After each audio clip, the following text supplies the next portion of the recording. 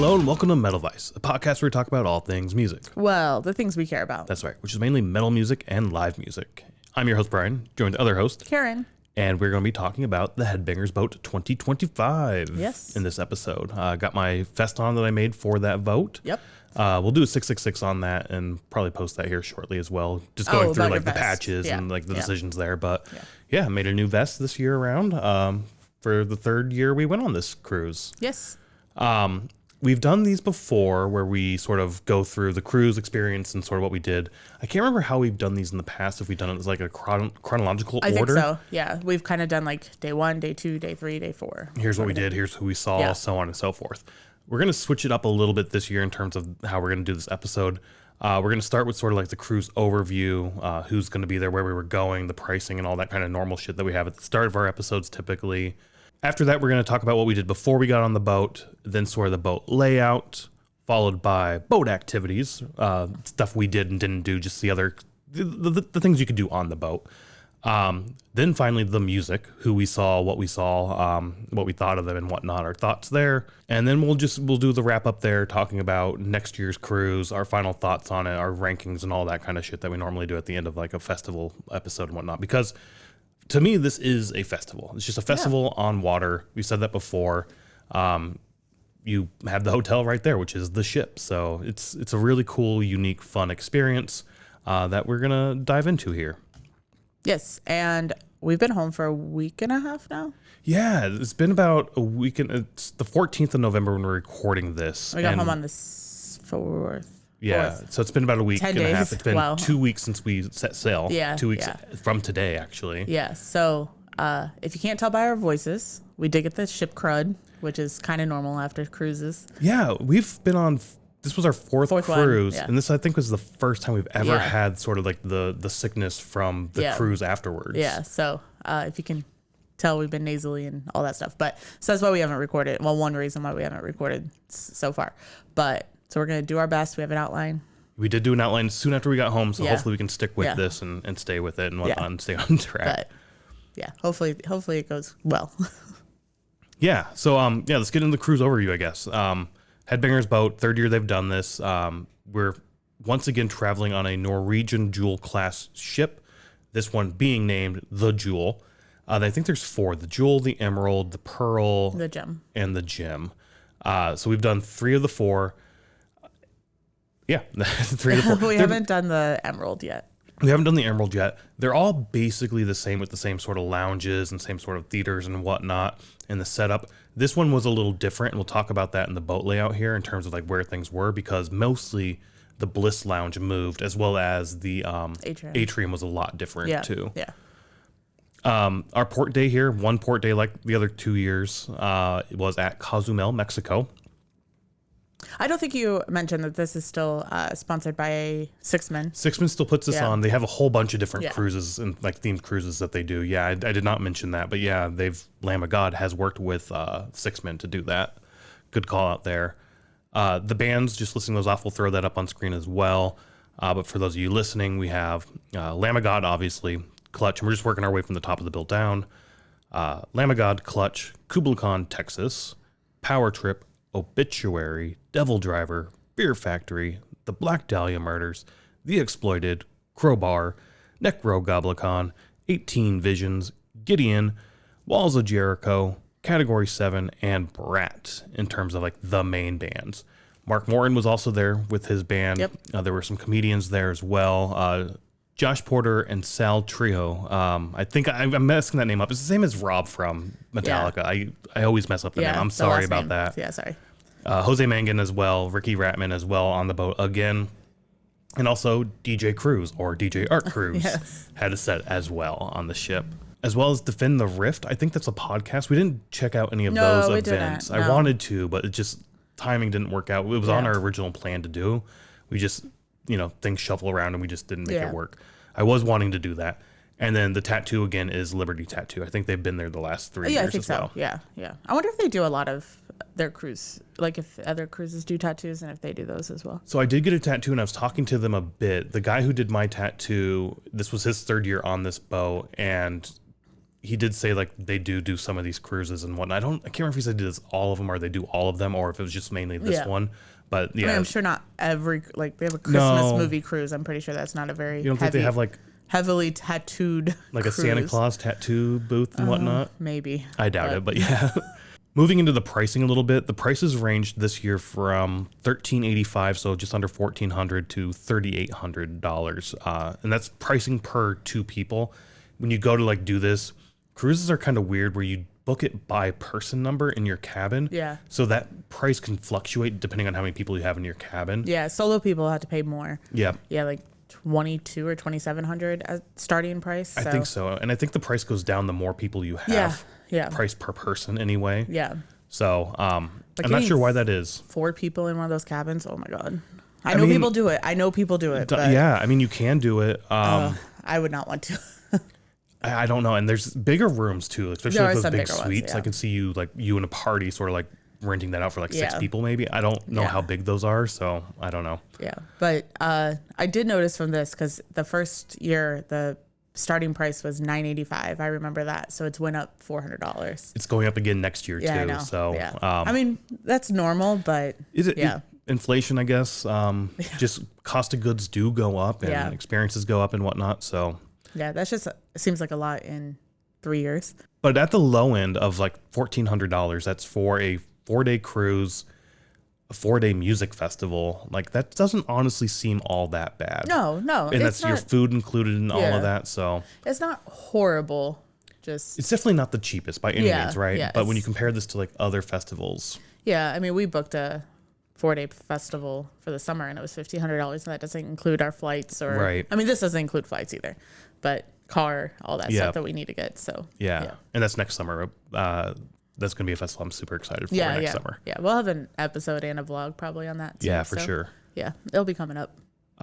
But that price also doesn't include your drinks. So again, you have to do a drink package. At least this cruise does. I think some cruise, like I think somebody said 70,000 tons or Shiprocked, you don't do drink packages. So I don't know about Shiprocked, but we talked to some people on the train from Birmingham to London they're like the 70,000 tons people that, I mean, they've went multiple years and they do not do drink packages on that boat. So yeah, this year there was only 1 drink package on this boat. Last year it was staggered. 2, right? 2 or 3, yeah. Where you have like your main beer and wine and alcohol package. And then you have like your premium package where, you know, there's no questions asked. You get whatever you want with some limitations. Like Louis XIII not going to be on that package. But it is cheaper than it is here in Chicago. It is. So maybe next year I can get half an ounce of Louis for like 300 goddamn bucks. Yeah. We'll see. But yeah, this year there was only 1 drink package, which, you know, it helped. It did, yeah. You didn't have to think about all these options. Well, sort of 1 drink package, 1 alcohol drink package. Yes, yeah. Because, I mean, the other ones had the add-ons as well. Right. So that was $236 per person for unlimited drinks. That does include gratuity or does not include gratuity? I think that does include like the tip. It does as long as you're not in port, I think. I can't remember. Yeah. Which is like a mandatory 20%, I think is what the gratuity was. Yeah. But yeah, when you're in port, either in Miami or in Cozumel, they do charge you tax while you're sort of docked there. I think that they charge, is the gratuity charged to your room per day? I think it is because we have a note on here that it's 20% gratuity added charge later. So like on your bill later, there's that gratuity that's added. Yeah. And then the Starbucks package as well for unlimited Starbucks, sort of 1 drink at a time. At a time, which really, I mean. Which I did see one person walk away with 4 drinks by himself. So unless he had like other people's cards, which that's possible. Yeah. Or he was paying for it. Or paying for it. I didn't think about that. Yeah. Yeah. Like, because people did pay, like, I saw a lot of people paying for it. At least they were signing the little paper. So, yeah. But the Starbucks package was $79.20 per person. Yeah. And the same thing with the drinking package. It's per person. And if 1 person in your group or your party or your cabin gets it, everybody in the cabin has to get this. Yeah. So you're not a big heavy drinker. No. So I think I maybe did better this year. I know the first year I spent about $300 or what was it, like over $100 per drink? Because you had like 2 drinks. Yeah. Last year was maybe around $75 per drink. This year I may have been even. You did drink a little bit more this year. Yeah. You got the Memento Mori with no mint, so just Memore. Just Memore. The other thing you don't have on our list to talk about is they did also have just a soda package. I was going to say that it's not on here because we didn't buy that because Yeah. the drink package does come with the soda package Yeah, as well. I feel like the soda is like $20 a day.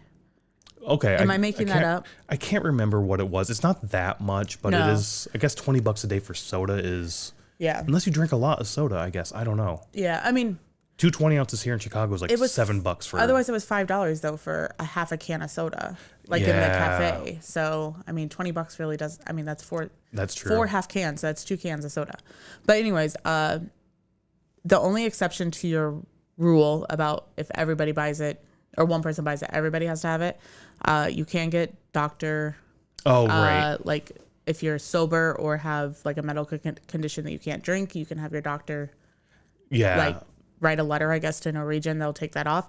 Also, if you're under 21, you automatically have to buy the soda package, I believe. Oh, if really? your cabin does the drink package. Oh, okay. Yeah, so- Which there were some kids, a lot more kids this year Yeah. than past years Yeah. on there. So I guess that makes sense. You can't charge a child Right. for alcohol they're not going to Right. drink. Yeah. So, Interesting. and that, I mean, that includes everybody between 18 and 21, because I think they do the 21-year age. Probably because you're in port. But I Because think you're when in you're out port. in sea, it's lowered to 18, I want to say. I don't know. I don't can't know how that remember. works, but I know on the thing it says you must be 21 to get the drink package. Okay. So, Interesting. anyways, Any hoodles. extra little semantics about the boat. Yeah. The beer selection this year I felt was a little better. They had 2 IPAs last year, I think. They had a third one this year. Plus they had, I felt like a lot more non-alcoholic beers as well. At least 2 varieties, maybe a third variety of non-alcoholic. That a few, yeah. And then the mixed drinks, they always have a couple mixed drinks that Yeah. are non-alcoholic. And then obviously they could probably make almost anything non-alcoholic. Right. Like a virgin, A whatever. virgin, yeah. But yeah, I guess you can't make like a bourbon non-alcoholic because that whatever. You know what I mean? Like any cocktail that just like add soda water instead of the alcohol or whatever. A virgin whiskey rocks would just be, I guess, like water. Yeah. Ice water. Yeah, ice water. You should order that sometime at a bar. And then also they did have the specialty cocktails. Which, Yes. Yep. like you mentioned, I did the Memento Mori, no mint. So Yeah. Which we have a photo of. So if we think about it, we'll throw a photo of that Yeah. up as well. Yeah. But they've done them every year they do specialty cocktails. The first year they had like I can't remember what they had the first year, but there was one drink they had the first year that wasn't there last year. I think it was called like the Redneck. The Was it first the Long year. Island? And it was like Long Island iced tea. 'Cause that was back So again this year good. as well. Yeah. This year I think it was just called the Lamb of God Long Island or something. It's just a Long Island iced It tea, is. honestly. All of them, like the Memento Mori is just a mint mojito. Yep, So, I yep. mean, they're all just regular cocktails, just with a different name to it. And we did find this year that the first day when you would order it, they would be like, what? Like, Yeah. you know, not really. I mean, I feel bad for the bartenders because they literally end one cruise and start a new cruise. So it's Right, like, yep. if it's a themed cruise like this, it's like you have to completely, Remember what the new the new thing is drinks for are. the Long Island. Yeah. The one thing I will say with the IPAs in particular, they were very popular because by the last day, on whatever set day that was, the last full day of the sale, they ran out of IPAs Yeah, like, on all bars. Nobody had them. Yeah. They had some up at the pool deck only, but by the end of the night, they were like all gone. So Yeah. I ended up just doing like vodka sodas or some shit. I can't remember. But yeah. So yeah, that's basically the boat overview for this year. Very similar to, past years in terms of how it was set up. I guess we didn't say that. It was like a 4-day cruise. Yep. I think you said that. Maybe. Leave Miami at like 5 p.m., a day at sea, port day, come back. You leave that port at like 5 with band starting there. Another day at sea, and then you're back at port. At 7 a.m. At 7 a.m., yes. So very, very similar setup to other years. Only difference in terms of like when you set sail. Yeah. This one we left on a Friday, was it? Yeah, on Halloween, the 31st. And we got back on like a Tuesday, the 4th. So other years, like that's pretty cool to go over the weekend. I think that works out for us. Other people, not so much. Like you're not going to please everyone with these schedules, but it does sort of rotate. I feel like last year was the week-long thing. The first 2 years, it was in the middle of the week. Okay. And I think a lot of people, not complained, but they wanted the weekend instead of over the week for vacation reasons. I mean, For you, that helps out with vacation, right? It's fewer days of vacation. it does. Yeah. But yeah, there's the boat overview. So before we got on the boat, we arrived in Miami early. We went in Wednesday. The first year we went in the day of the pre-party, I feel like, which was just a bit more rushy than we wanted. So we went in a full day before the pre-party. So that way, that morning of the pre-party, we can sort of just relax around the hotel. Yeah. And that's really all we did. We just sort of hung out at the hotel, did like a pool day, swam at the pool and whatnot. Got some food around the hotel, but that's really it. That's really about it. We didn't really do a whole lot. We kind of stay closest to the port. I don't even know what what it would be called. It's downtown, but there's nothing around. There's like a Hilton down there. There was last year there was a burger joint across the street from that Hilton. There's a Ferrari dealership too. Yes, we could buy a Ferrari. Well, we can't, but yes. After the pool day, we did sort of the pre-party, which was at Laku. Laku, I think. Laku's the name of this. I don't know. It's Lakou. Which it was over by where Magic 13 was last year. That's where the pre-party was last year. It's in the Haitian neighborhood. Little Haiti or Little Haiti. Little Haiti. Yeah. This venue was fine. It was just sort of an empty lot that they turned into a space that you could be used with tables and a few pop-up bars and a stage and whatnot. Porta potties for your bathrooms. So it was just sort of I didn't use the bathrooms. If you didn't know that. They were the like fancy trailer ones with air conditioning and whatnot. Toilets and stuff. Yeah, those probably would have been better. But once I saw it, I'm like, no, thank you. But I did like Magic 13 last year a little better, like having an actual venue. I thought that would have huge back area. It did have a huge back area. It wasn't locked down only to Headbangers Boat though. Last year it was like open to everyone. Yeah. So we took over like that backspace area, and maybe we did have that area reserved. I think it was reserved, but I don't know if you remember, but last year there was like that family with the kids and they were doing paintings and stuff at one of the tables. So there was like an event beforehand, I think, and then like it sort of spilled over. So like they didn't leave right away. And then when you went inside, there were people doing like Halloween like costume contests and whatnot, like just hanging out for Halloween and all that. So, I mean, this was sort of locked down only to us, to Headbangers Boat people, it felt like. Because like you had to do the Eventbrite to kind of say you're going, but also it said you will not be turned away if you don't do it. Right, yeah. So, and you noticed a few people that walked in that maybe weren't headbangers. There was one person who she was in a line with us talking, and then by the time we got to the to get our order at the bar with the bartender, she was just sort of chatting with them, being like, "Oh yeah, I don't work today. I work tomorrow." Blah blah blah. So like somehow the industry people, right? They know each other and they're familiar with each other and whatnot. So there may have been a few people who had snuck in and done that as well, snuck right? in, or just walked in, right? You know what I mean? Yeah, I don't think there was like a really ticketed system or whatever. But most people there, I think, were on Headbangers Boat. So. Yeah. This year, though, what was different as well is a live band. I don't know if we said that already. No, I don't know if we got that far. The first year, we had Jesse Leach doing a DJ set with Pool Dancer, his wife, or soon-to-be wife. Yeah. Last year was just sort of Jose doing radio DJ, basically. Yeah, just playing songs that were going to be heard on the boat. And wandering around talking with people, which was really cool, too. That was a lot of fun. I preferred that over the Jesse Leach thing. Yeah, me too, yeah. Or maybe it was just the space was better. I don't know. Yeah, I'm not sure.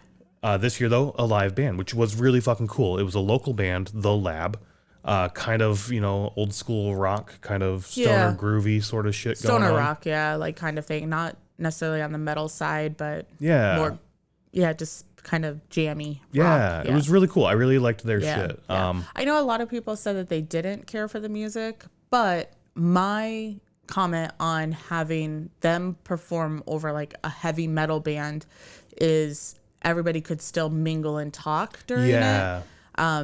There were some people that stopped and like watched the band and sort of thing, but there was a lot of mingling still happening, where if you have a heavy metal band, it's a little bit harder to have conversations. Yeah, typically, like especially with live bands, we've said this before, I'm really not a fan of people chattering during a live set. This to me I was fine with it because it was sort of that like, it's background music. It's time to mingle, to hang out. We met a lot of people there that we had seen the year before and met the year before on the boat. So it's catching up with them and meeting new people as well who like watch our show and talking with them and whatnot, which was really fucking cool. So just that opportunity to like meet people and chat them up and whatnot before getting on the boat was a lot of fun. having the music there was really cool. I spent a lot more time watching the music at that point. Like I was one of those ones who like shut the fuck up and paid attention. But I didn't fault anybody who was just there to hang out. It wasn't that type of crowd or that type of vibe to like be like absolute silence that we say at normal concerts and stuff. But there was it was kind of half and half. Like people still having conversations, people listening to the music, or they would listen to a couple songs and have a conversation, that sort of thing. Yeah. So. Really, it was. I mean. It was a lot of fun. I really did enjoy it. I didn't like the venue as much as I would have, Magic 13, as I had already said. But overall, I loved the idea or the addition of live music. Yeah. And local live music. Local live music, yeah, because they're local to Miami. Right. Like, I don't know if we'd ever see these guys come up here to Chicago. Like, this might be one of the only times we get to see them, which was a lot of fun. Yeah. I think the venue was maybe overwhelmed with us being there because drink lines were very slow. Yeah. Food. They had one little food stand that did like kind of Haitian tacos and some wings and stuff like that, like kind of finger food sort of thing. We didn't eat there, but other people did, and I think it was a little slow there as well. So I think they were just overwhelmed by all of us, which is fine. But yeah, and again, maybe they weren't prepared for as many people that showed up. Yeah, I felt like Magic 13 at times was slow as well. Were they? Especially if you went inside. Okay. If you hung out outside, and there were, places to get food and drinks outside last year, I think, it was a little bit faster, but it was also slow at times. But okay. You're going to have that with a bunch of fucking people just showing up and, hanging out. But yeah, the lines at times were pretty slow to get through for sure. One thing that I thought was really, really cool, and we might have a picture, maybe not, it'll definitely be in the vlog, but the rock that they had was actually seashells, and I thought that was a really cool addition to the venue. Maybe that's a common thing in Florida. Maybe, but for me, that was the first time I had ever seen that, and I thought it was really, really cool. As like your walkway rock, that's what you're talking about. Yeah. Like where people would stand and stuff. Instead of standing on the grass, you would stand on. Yeah, they had like the paths that you can walk down and whatnot. Yeah. That was cool. I did like that too. I mean, again, the venue was really, really cool. It was cool. Yeah. I just personally preferred last year's venue over this year. It was a little small for all of us, so. But I also preferred this venue over the first year's venue. Yeah. So like it's should we rank them? Yeah. I mean, it is really cool that they move this around so you can check out different areas, different venues, different establishments within Miami that I probably wouldn't have seen otherwise. True. Yeah. So I think that's really cool. I didn't like that the only way you found out about this was through the Facebook group. Yeah. Previous years, I thought there were like emails that went out. I don't think I saw a single email. There were emails, but I know you said, you're pretty good at checking our email, and we have 2 emails that we have tied to our Headbanger stuff, and we didn't see an email. I am on Facebook, so I did see it. Maybe it was and I missed it, but yeah, I don't remember seeing one. But whatever, that's just one little nitpick there. But a bunch of people seem to find the invite, or at least find the location and showed up for it. So. I would say most people know about it, but this year was majority of people's first year on the boat. 50%, yes. Yeah. So 50% first year, 26% 2 years, 24% 3 years. I think was the numbers. Yeah, I know it was somewhere around there. So I was going to say most people would know that there's a pre-party, but 50% people were new, so maybe they didn't. Maybe not, yeah. But yeah, let's move on to the boat layout. So as we said, the ship is the same sort of class of ships, the jewel class and whatnot. So they all have very similar amenities and very similar stages and layouts and whatnot. And for the most part, I felt like the layout here was roughly the same as the other years. You mean like the boat layout? Yeah. With a few minor to major changes. A few, yes. One of them being definitely the atrium. Yes. The main atrium in the center of the ship previously had a giant stage that they could use. There was a Starbucks there as well. And yeah, I don't know. It was just a big space. And the customer service shit was down there, and O'Sheehan's was like right around at the top. So in the past, like Starbucks was kind of, so the stairs was kind of in the middle of the atrium, like off to the side. Like the walk, the big grand staircase. Yeah, the grand staircase, like lobby staircase, whatever you want to call it. And the Starbucks was kind of hidden below that.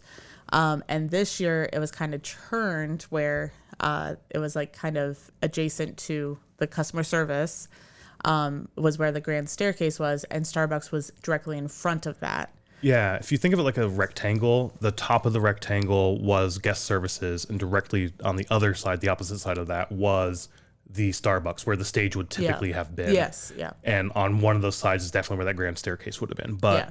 the staircase was now behind the Starbucks as well. Yeah. And then that whole area was just Lounge seats and whatnot. Yeah. And like we said, in the past, they were able to put a stage there. This year, they couldn't because of that massive Starbucks they had. So that stage just didn't exist anymore. Right. That got moved to the Bliss Lounge, where in the past, the Bliss Lounge was at the rear of the ship or the front of the ship. I can't remember which end it was on, but it was definitely on the end, one of the ends. Yeah. In the past years, that's where like the karaoke was, I think, right? Yes. And they had like the bowling alleys in there as well. Yep. And there was a lot of lounge And there was seats some and whatnot. casinos or There were some button pushing machines, weren't there? Yeah. Yeah. Nobody ever really used them, but No, I don't think so. there were some there. I forgot about that. But it was a lot better because there was lounge seats on both sides. There was lounge seats in the middle. There was plus a a dance floor. Yeah. But yeah, the Bliss Lounge this time got moved. I want to say deck 7, deck 6, 7, the same floor as that Yeah. atrium. Over to the side a little bit, midship or something like that on one side. I can't remember like what side of the ship Yeah. it was. Yeah. But it was down there. It was very, very small. It was like in a hallway, like basically, like as you're walking to like the end of the ship, Yeah. whichever. Sorry, yeah, I don't remember if it was what's it called, the aft or the forward or aft.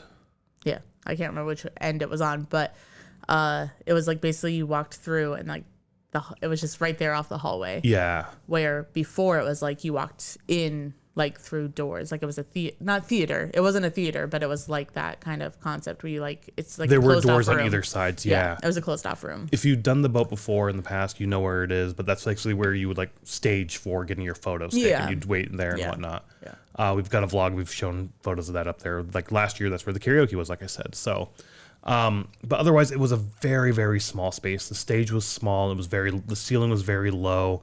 So if you wanted to see a show there and you didn't get there early, Like 30 minutes early. you weren't going to see the show. Yeah. You would hear the show, and everybody I talked to who saw a show there, myself included, said the sound was awesome. It was a great sounding show.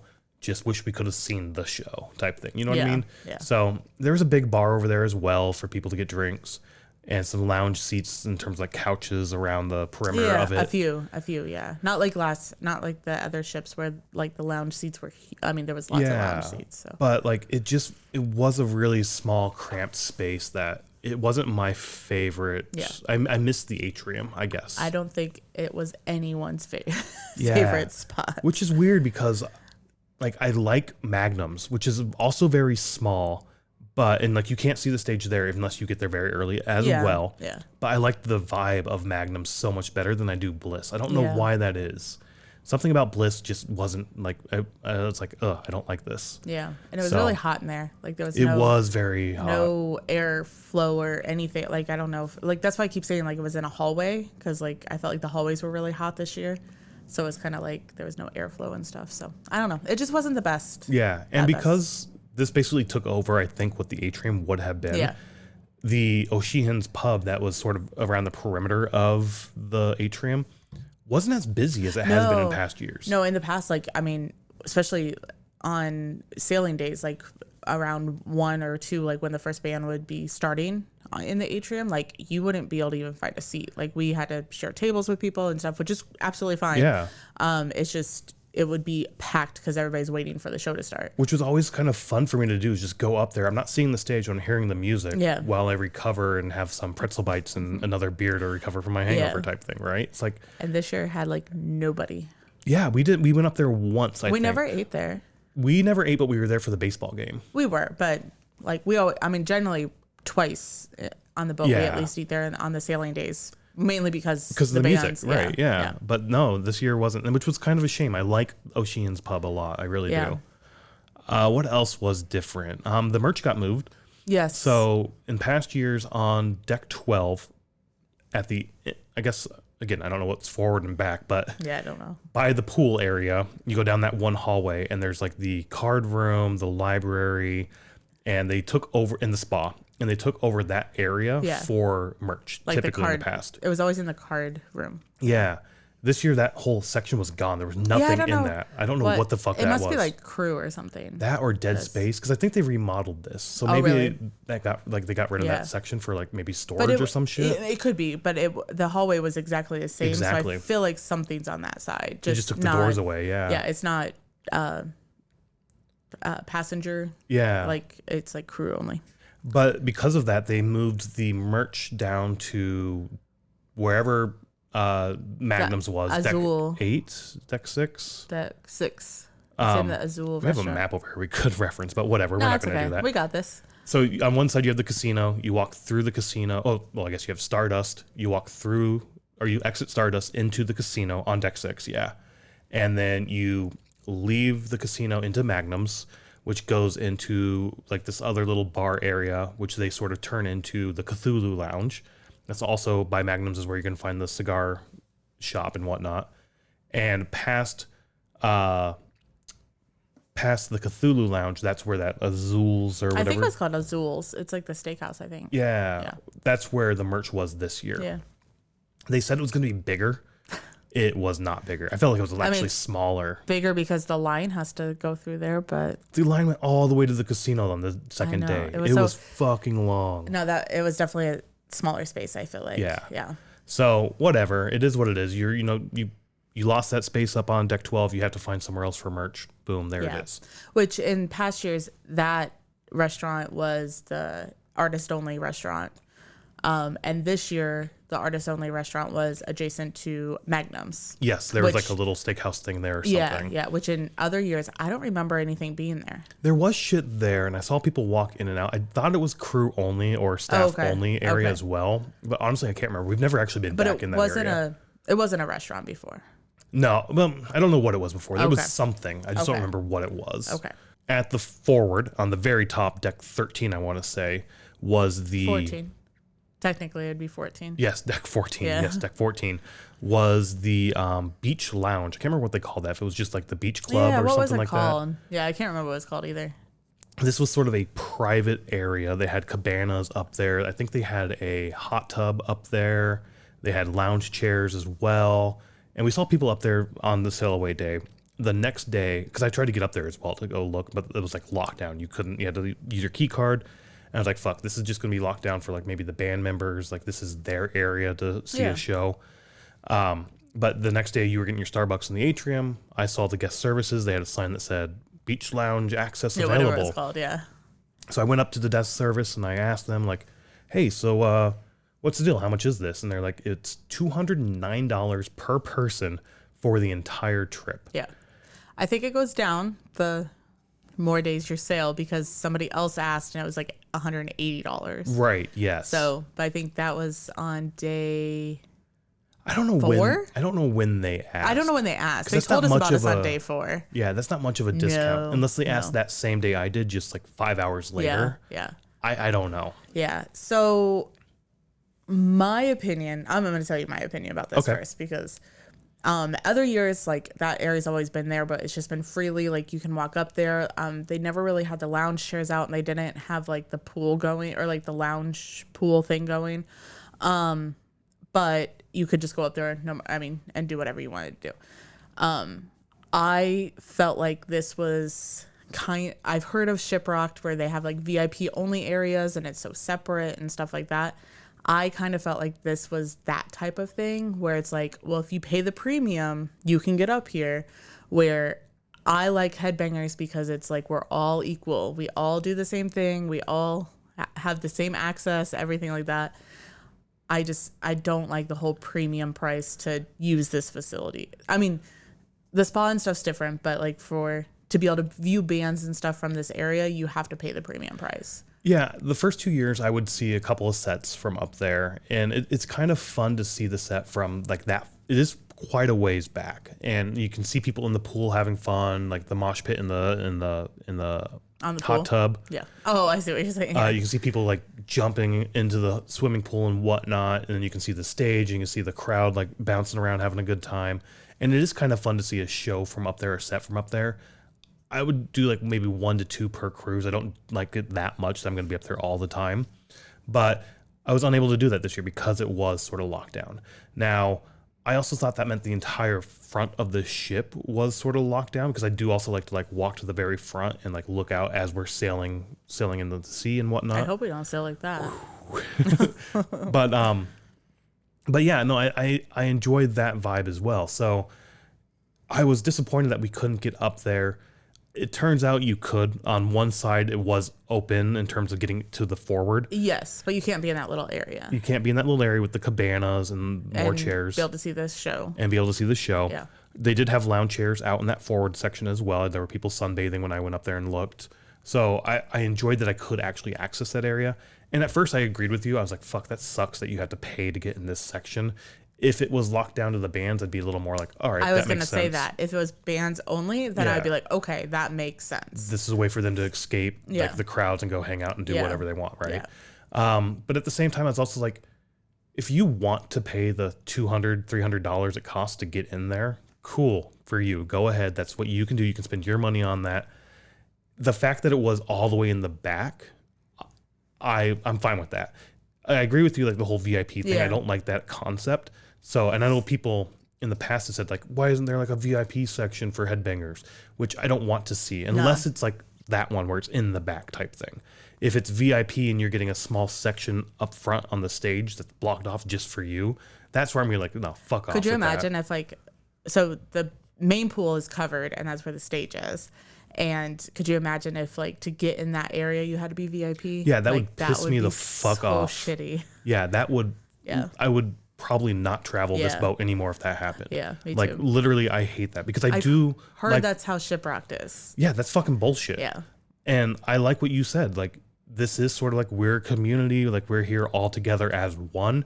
Who gives a shit where the fuck you came from, how much money you have, how much money you don't have? Like, we're here to have a good time. We're all here for the same reason. We're equals. Yeah. Like, I love that aspect. But again, if you want to buy that little perch all the way in the back, cool. You go ahead and do that. I'm okay with that. The fact that I finally figured out that no, I could get to the forward. Maybe next year we'll have to go up to the back, or that, you know, like the loungy area. Which I didn't find that out till the very last day, which was a little frustrating. That it's like, oh shit, why the fuck couldn't I get? Yeah, you could have went up there. Yeah. You just had to go up the other side, which I don't know what side it is. Yeah, so that was a bit frustrating, but you know, whatever. We'll disagree on that one just a little bit, but I get where you're coming from. Yeah. If it expands outside of that, I would be upset. Yeah. I understand like what you're saying also, where like if people want to spend their money that way, they can like do whatever they want to do, but I don't like the separation. Yeah. The last thing that was different that we noticed was the food court. It wasn't vastly different, but it was just a little bit different. I like how you call it the food court. I call it the buffet.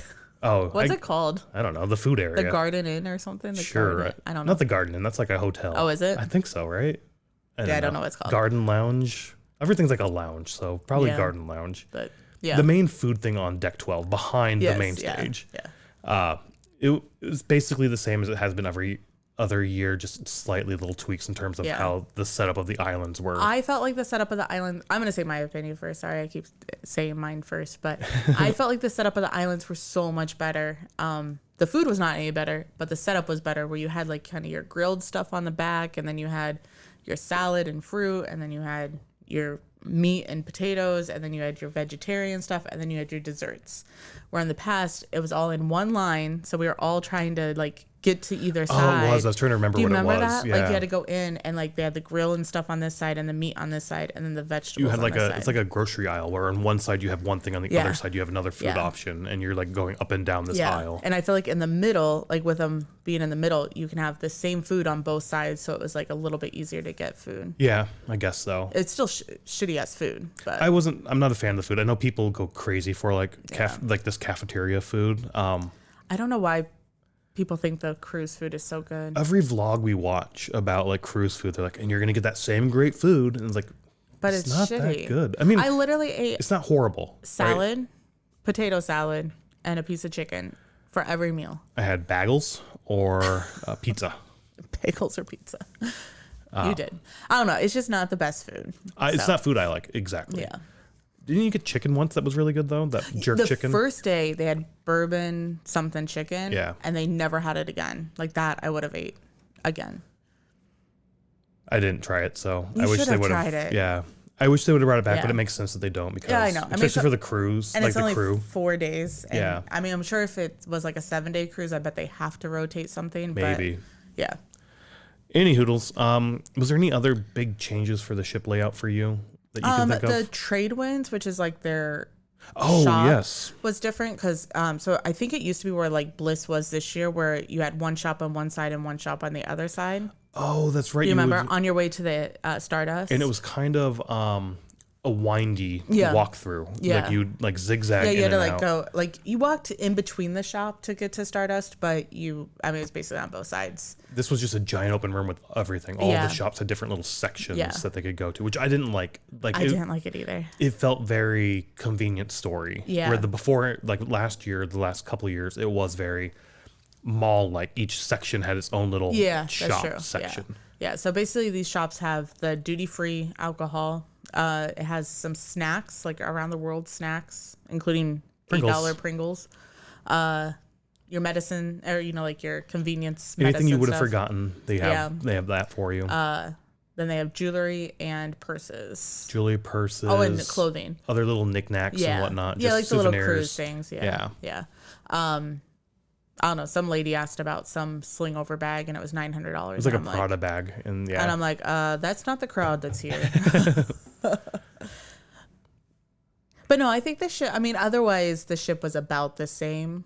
yeah, Like the deck layouts and stuff are about the same, yeah. minus the things that we just went through. So There is a bar on the side of the main stage. I don't remember them having that open past years, but this year was open. Only beer. only beer. And then in the morning they would have juice. Like it was a juice Oh, bar okay. that they would make you fresh juice. Yes. So that area on a normal Norwegian cruise is another buffet. Another like grill. Yeah. So, because with some friends that we met, like we're trying to find that because it is still listed obviously on like the map. And I was like, oh, that's closed because that's where the stage is. So they can't have it open. Yep. This year we had really good weather and the buffet outside was open almost every single day. Half of it was. The other half was like shut down.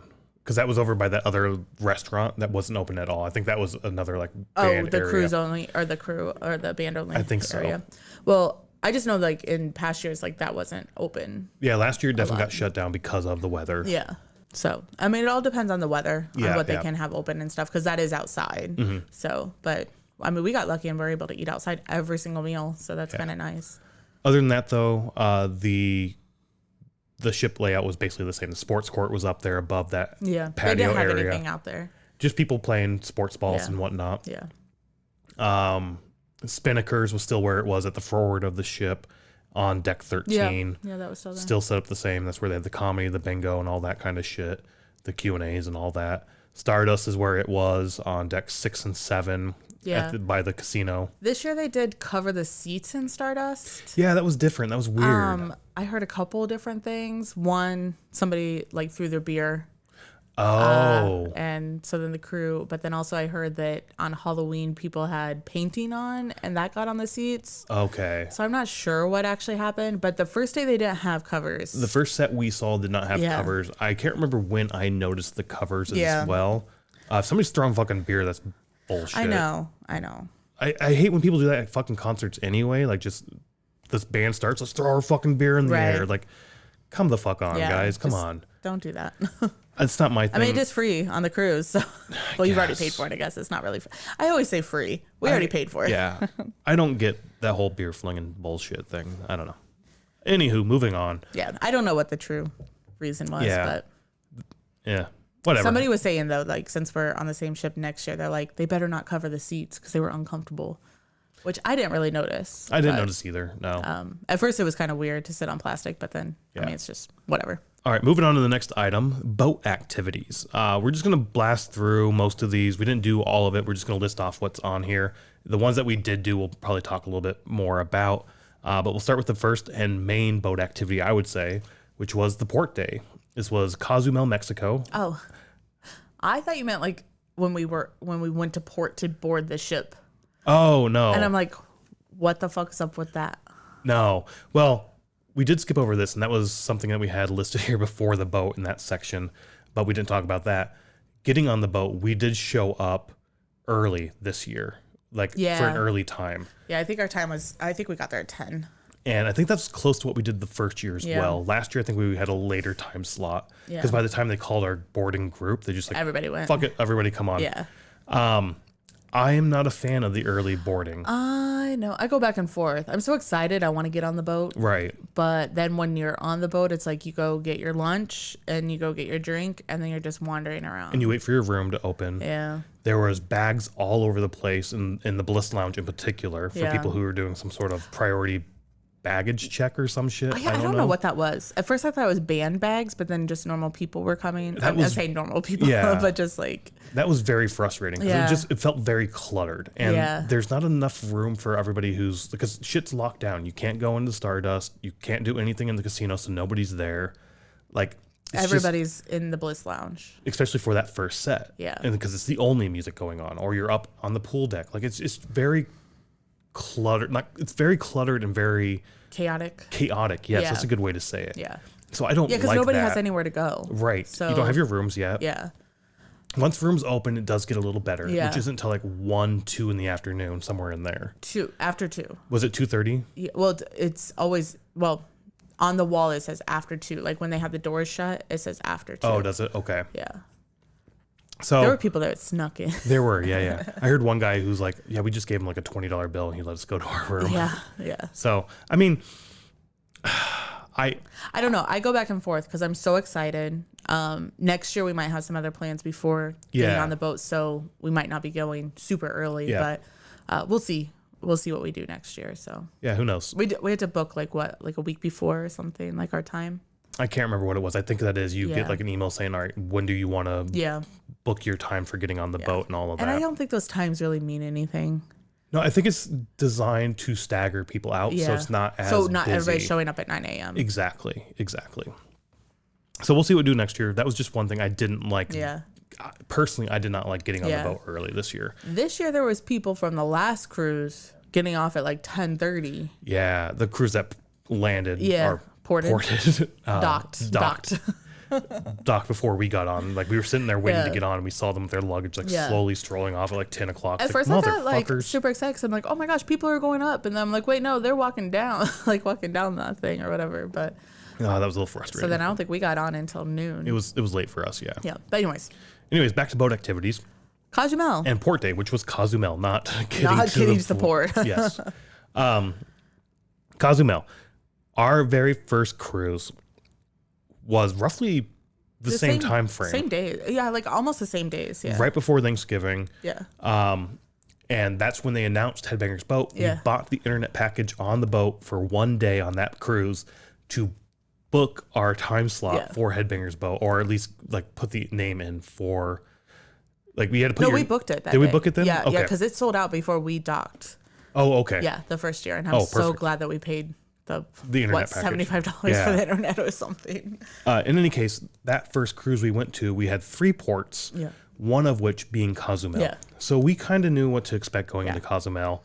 And honestly, I do not like Cozumel. I hate this port. Not a fan either. Like, so to explain, you dock on the thing, or on the dock, whatever, and then you walk into a outdoor shopping center. You have to go through this like security gateway thing. Yeah, because they have it kind of shut down, sort of thing. Which you go up these escalators and then you go through like a security checkpoint, and then as you're in that security checkpoint at this sort of level 2 area, you're already automatically in this like mall, this outdoor mall. They filter you that way. Like I don't know of any other, unless you do an excursion that maybe picks you up on the dock. Like, I don't know how you would I don't think you can. I don't think so either. Go through there. Like, you have to walk through this outdoor mall thing. But it's not like a American mall. No, so you have to wrap around, then you go down the stairs, and you're at this first level of this mall thing. And I think what you're about to say is the frustrating thing that we saw, and many people on the boat also said they were frustrated with, which was all the store handler people or the people that work in the stores are just heckling you the entire time, like, come by. And I know that's how they make their money. I understand that. this year I was prepared for it, where like when we did it a few years ago on our first cruise, I was not prepared for it. And I'm like, I don't like this. That's a good point, because I wasn't as frustrated this year with it. Yeah. That first year we went, I was like, shut the fuck up. Yeah. And on the first cruise that we went on, somebody, our table mates, because that cruise, like they kind of sat you with people at dinner because you had like the fancy sit down dinner thing.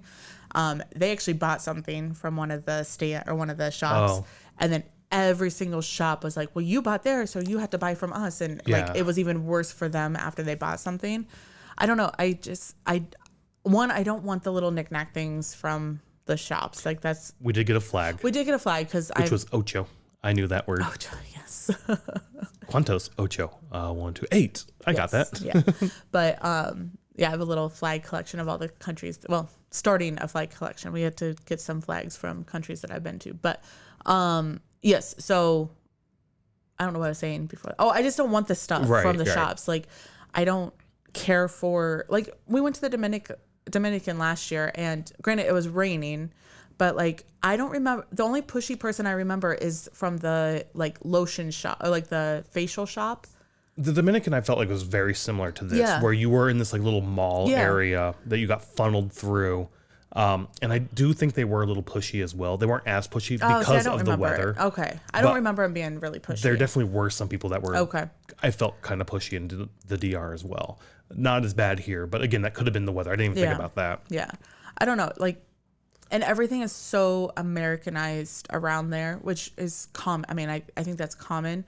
Because like we even went and got margaritas and tacos, and it was American pricing. It was very Americanized. It was like $80 for 6 tacos and 2 massive ass fucking margaritas. The margaritas were huge.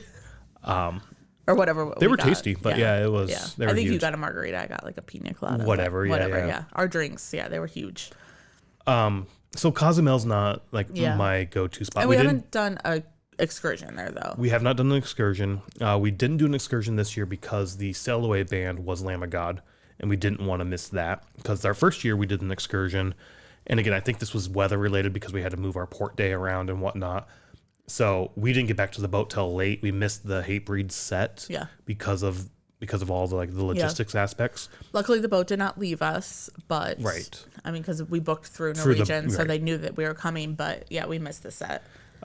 So we didn't want to chance that this time. We probably could have done an excursion and been fine. Probably, but then we would have had to got up early. And then there's that. Yes. So we, as you said, we got tacos. There was a local band. There was, I wish we would have gone upstairs. Yeah. So I don't even know where we ate or what the company was called. So if you get off the boat and you're looking at Cozumel, it's to the left is the restaurant. It's honestly only like a block. It's not that far. It's not Senor Frogs though. No, like, it's not Senor Frogs. It's on the corner. The next block down. A block and a half or so. Yeah. Down. But yeah, they had a low, and that's kind of why we went in there, because we were like, oh, live music. We hear music, yeah. But yeah, it was kind of like a guttural growl type. Definitely band. death metal type shit going on. Yeah. They were on the second floor. We were eating dinner on the first floor. We could hear the music just fine down there. Again, I wish we would have finished and gone up to the main deck. Yeah. But I wanted to get my nails done that day in the spa, which I still have on. It's been a couple weeks. I want to trim my nails, but I don't want to get rid of the paint. Anywho, so I want to get back to the boat. I don't know. Part of me is kicking myself for not asking to go up to check out the band, but whatever. Oh, well. So yeah, we didn't do a whole lot on the port day in terms of like visiting Cozumel. We've been there. We didn't like the experience. The few people I did talk to, like I said, about Cozumel, they've really, really hated that pushy, like the pushiness shit as well. And again, they said the same thing you did. And I will reiterate that of, this is how they make their living. Like, I don't fault them for that. I get it. We went to LA not too long before this, and we were walking down like where the stars are in front of Grauman's Theater. Oh yeah. And it's the same thing. So many people set up selling shit, trying to get you to buy the tours or whatever. Like, and I get it. That's like that is your livelihood, and like if you just get one person to do it, like it makes sense. I get it. I understand what you're doing. I'm not angry that you're doing it. It's just, it gets old quick for me. Yeah. I'm not going to be shitting like, hey, fuck off and bullshit like that, right? Yeah. But, no, we're kind about it, but but it toward the end, it definitely gets like, oh fuck, I remember we had to go back, and they forced you to go back up the escalators and through that again. And I'm like, I just want to walk back. Why can't we just walk back? Which we got your flag at the shop right before going. We're like, nope, we're getting this one thing. We're getting the fuck out. Yeah. All right. Next boat activity, tattoos. This has been on the boat every single year. I finally got a tattoo this year. You did. I just got the standard, maybe throw a photo of that up, but the standard skull and crossbone, or chicken skull and crossbone and whatnot. We did that on the second day, the first full day of sailing. It's pretty quick. I think it was like 30 minutes for him to get this tattoo done, but it was an hour and a half just sitting there waiting. So, sorry. No, go ahead. Yeah. This was your thing that you did, but I remember walking up and you were just sitting at like one of the gaming tables, and you told me, he told me I'm the next group and just to stick around here. So in my mind, when you said that, that would mean like you should go in like 15, 20 minutes. Yeah. Not an hour and a half, 2 hours later. It was like when I first signed up for it, put my name in the order and whatnot. I think there were 2, 4, maybe 6 people in front of me, and he was like, "Yeah, we're almost done with this batch of people. I think we should be able to get all of you into the next batch. You're good to go. It won't take long." And it was always, "It won't take long. It won't take long." And like, what the fuck does that mean? The guy who came in behind me put his name in. He's like, "How long is it going to be?" He's like, "Oh, it's not going to be that long. It's going to be real quick." He's like, "All right, well, Obituary's playing right now. Do I have time to go check out that set and then come down when they're done?" He's like, "When are they done?" "Oh, in like 30, 45 minutes. "Oh yeah, you're good." So it's like, if I would have done the probing questions, maybe. Yeah. So anywho, I did sit there, just sort of hung out, talked to some people and whatnot. It wasn't the worst thing ever. Yeah. But it's a choice you made. Yes, exactly. It's a choice I made to do this. Yeah.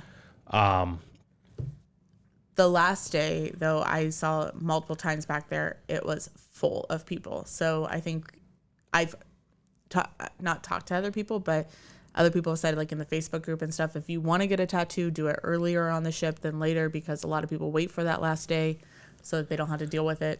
You told me that. I talked to the tattoo dude as well. He's like, "Yeah, we had to turn a bunch of people away last year on the last day because they waited too long. We just didn't have the time." Which last year we met the Joshes and they got their tattoo on the last day. Yeah. And like, "Oh no, it was super quick. We were in and out, like boom, boom, Maybe boom." they went right away when it opened. They may have gone early in the morning. Yeah, for sure.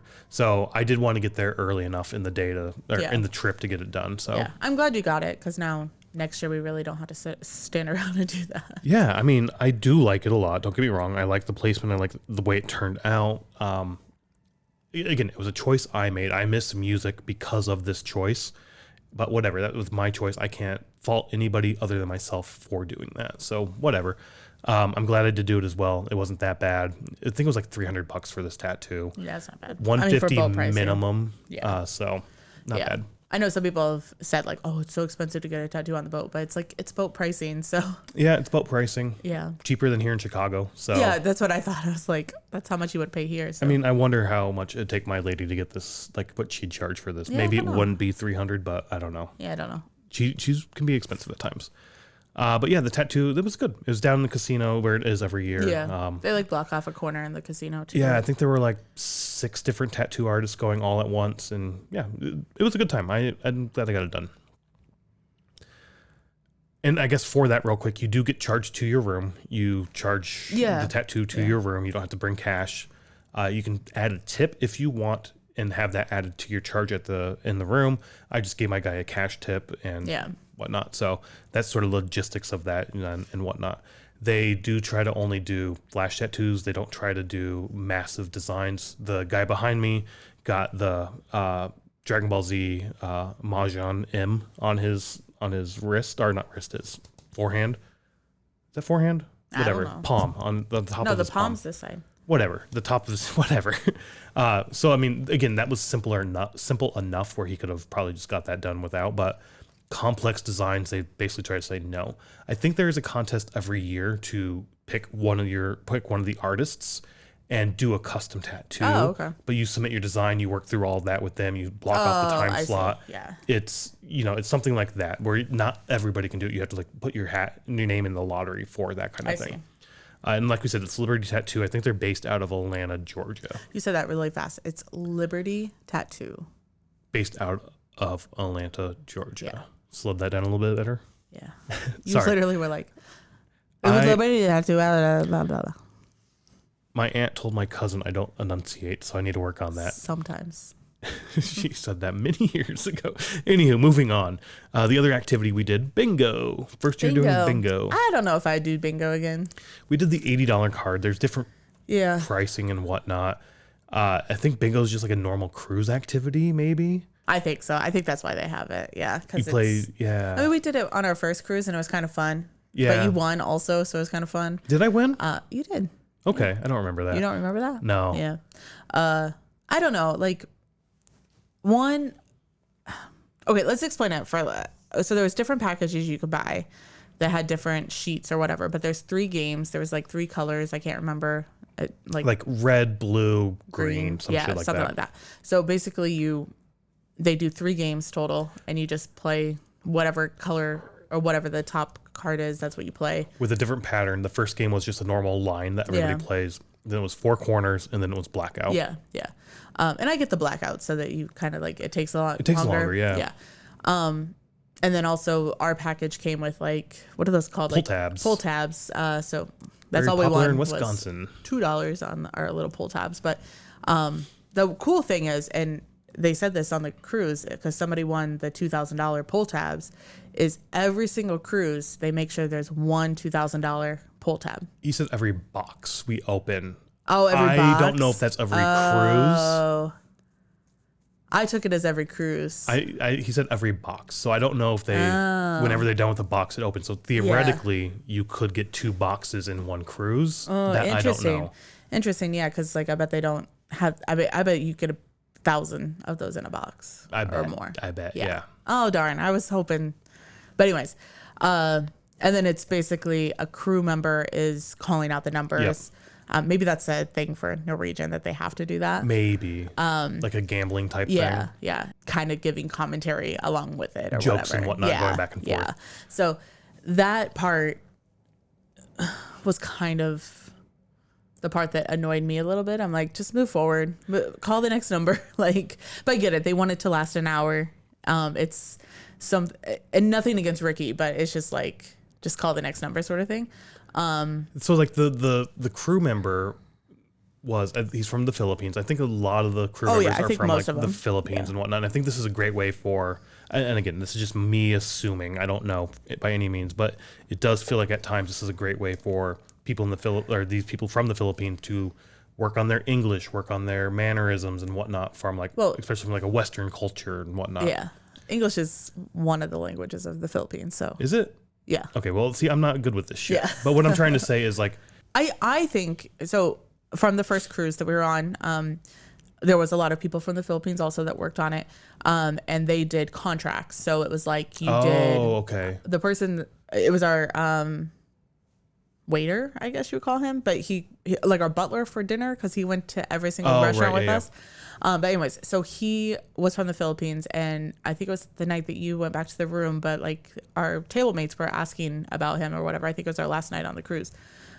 So basically, I think he was doing a 9-month contract, and then he doesn't go home for 9 months, but he makes enough money to live for like 3 years or something like that. So I think that's really where it comes in, is like it's a quick way for them to make.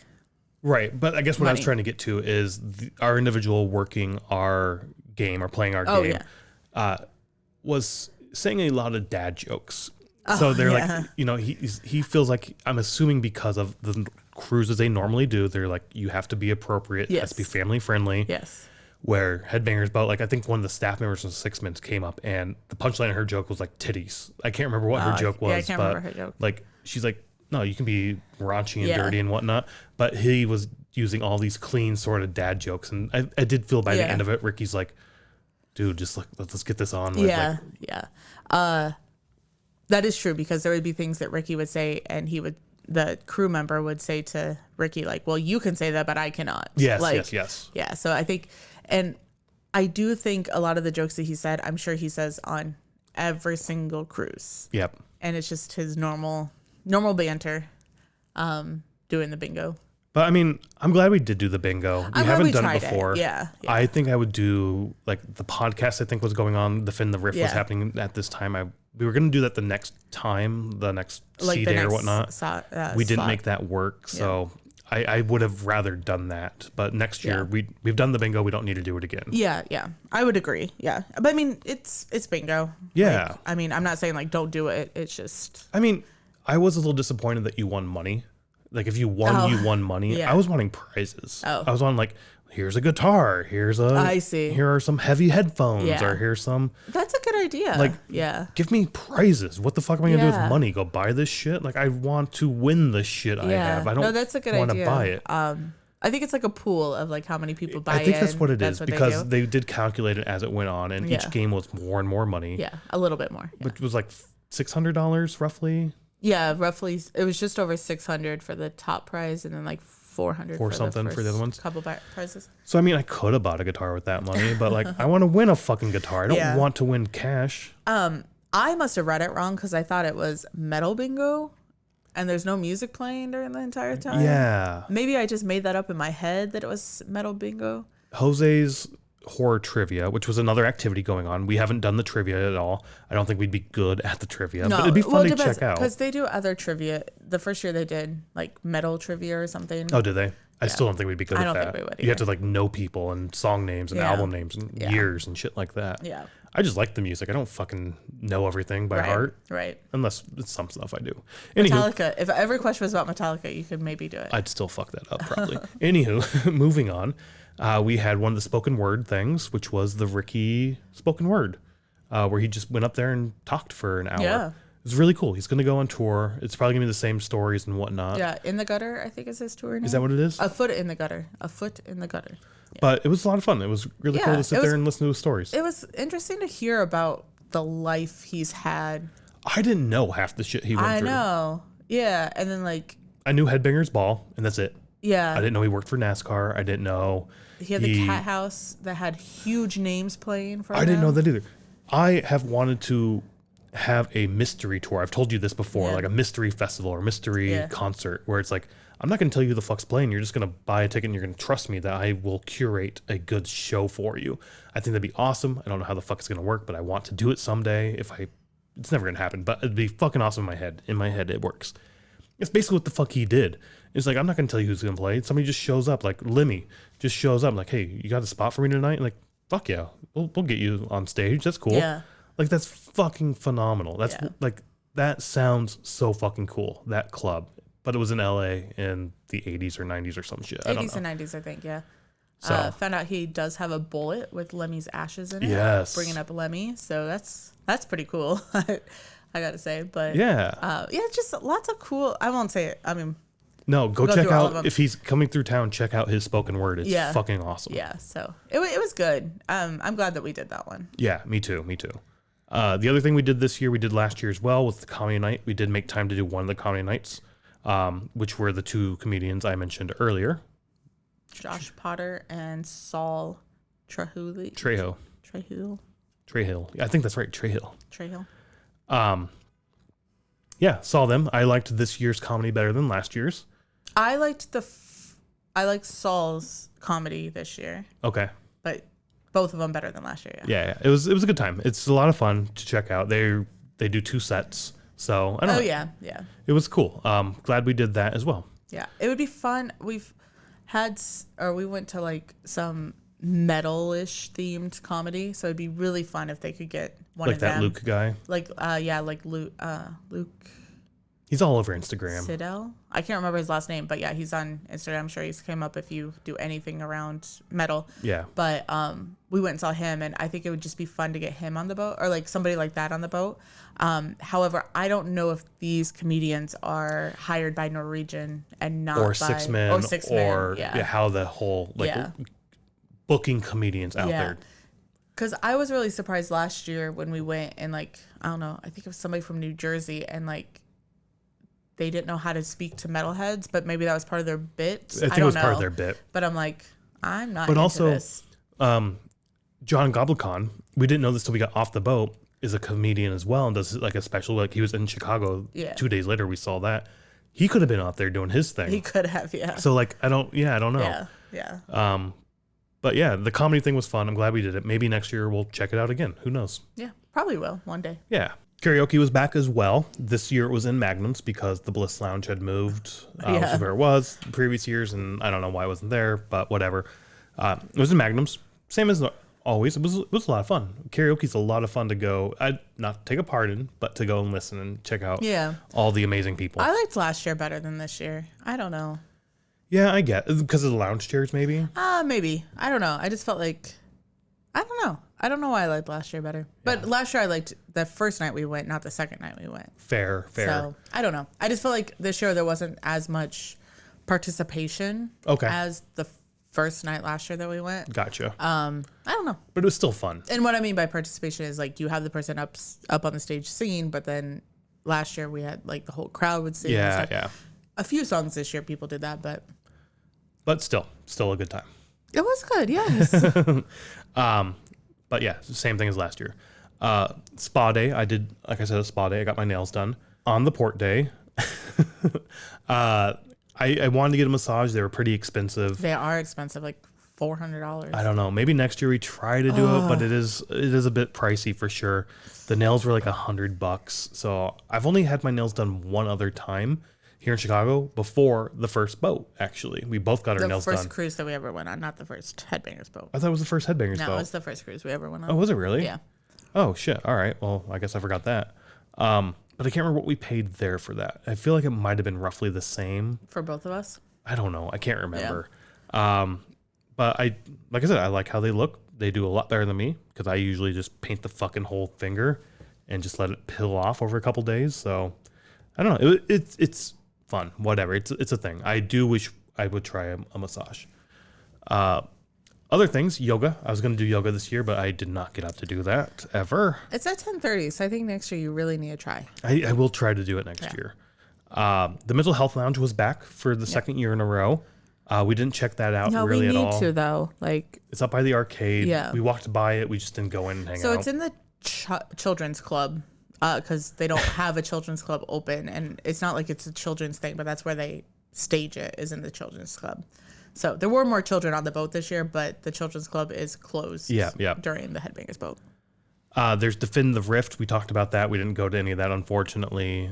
There was also that like wall of sound or something going on. The rift, I can't remember what it was. There was something else going on. Trivia, we mentioned that as well. We didn't take part in that. No, but this year the trophies for trivia, they were sick. Was like a knife inside of a head. Yes. Somebody posted that they got like it almost got confiscated by TSA. Well, so Jose's like, I made these myself. I put them in my bag. I checked them. I'm lucky that he showed up. Yeah. But it's a fucking skull with a knife through it. So like TSA is going to see that it's a skull with a knife in it. Like, we need to take a look at this bag here real quick. What the fuck's going on with this? Yeah. So they were fucking awesome looking though. I mean, we wouldn't have gotten one, but oh fuck no. Yeah, that would have been awesome. I think last year he had like Jose made trophies that were like little goats or little lambs. Lambs, yeah, bronze lambs. Gold or bronze, yeah. Probably silver as well for all three. Probably. Anywho, battle shots. You have to have a team for this. There are people every now and then who will post on like the Facebook group that say like, hey, we need 2 members or 1 member on our team.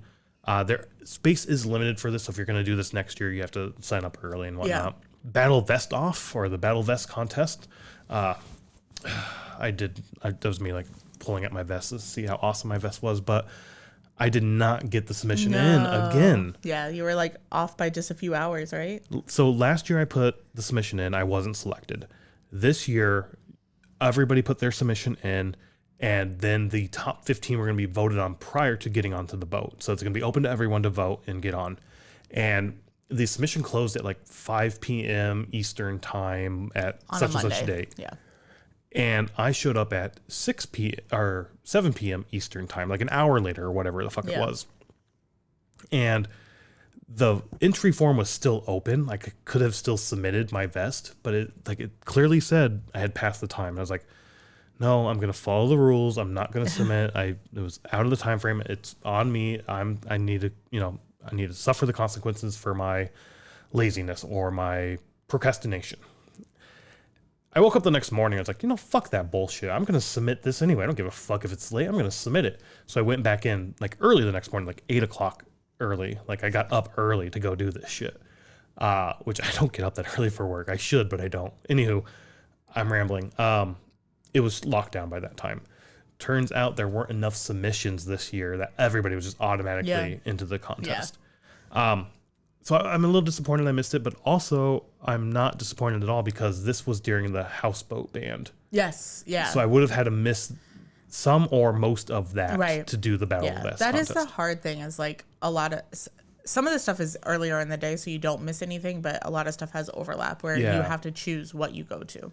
And it's always been the back and forth for me is I want to do the Battle Vest thing, but I also know I'm going to have to miss a show or a set. And they don't announce what time it is before. And yes, exactly. Or like how the sets are going to before the submissions. So. Right. And so this year, I would have missed that houseboat band, the Aussie tribute. So I'm kind of glad I did miss or I didn't follow through with it. So, but I don't know how many people showed up for the Battle Vest with the Aussie I don't know. tribute We met a few people. One guy did like a battle kilt, which was fucking awesome to see. That was really cool. Somebody had a battle robe.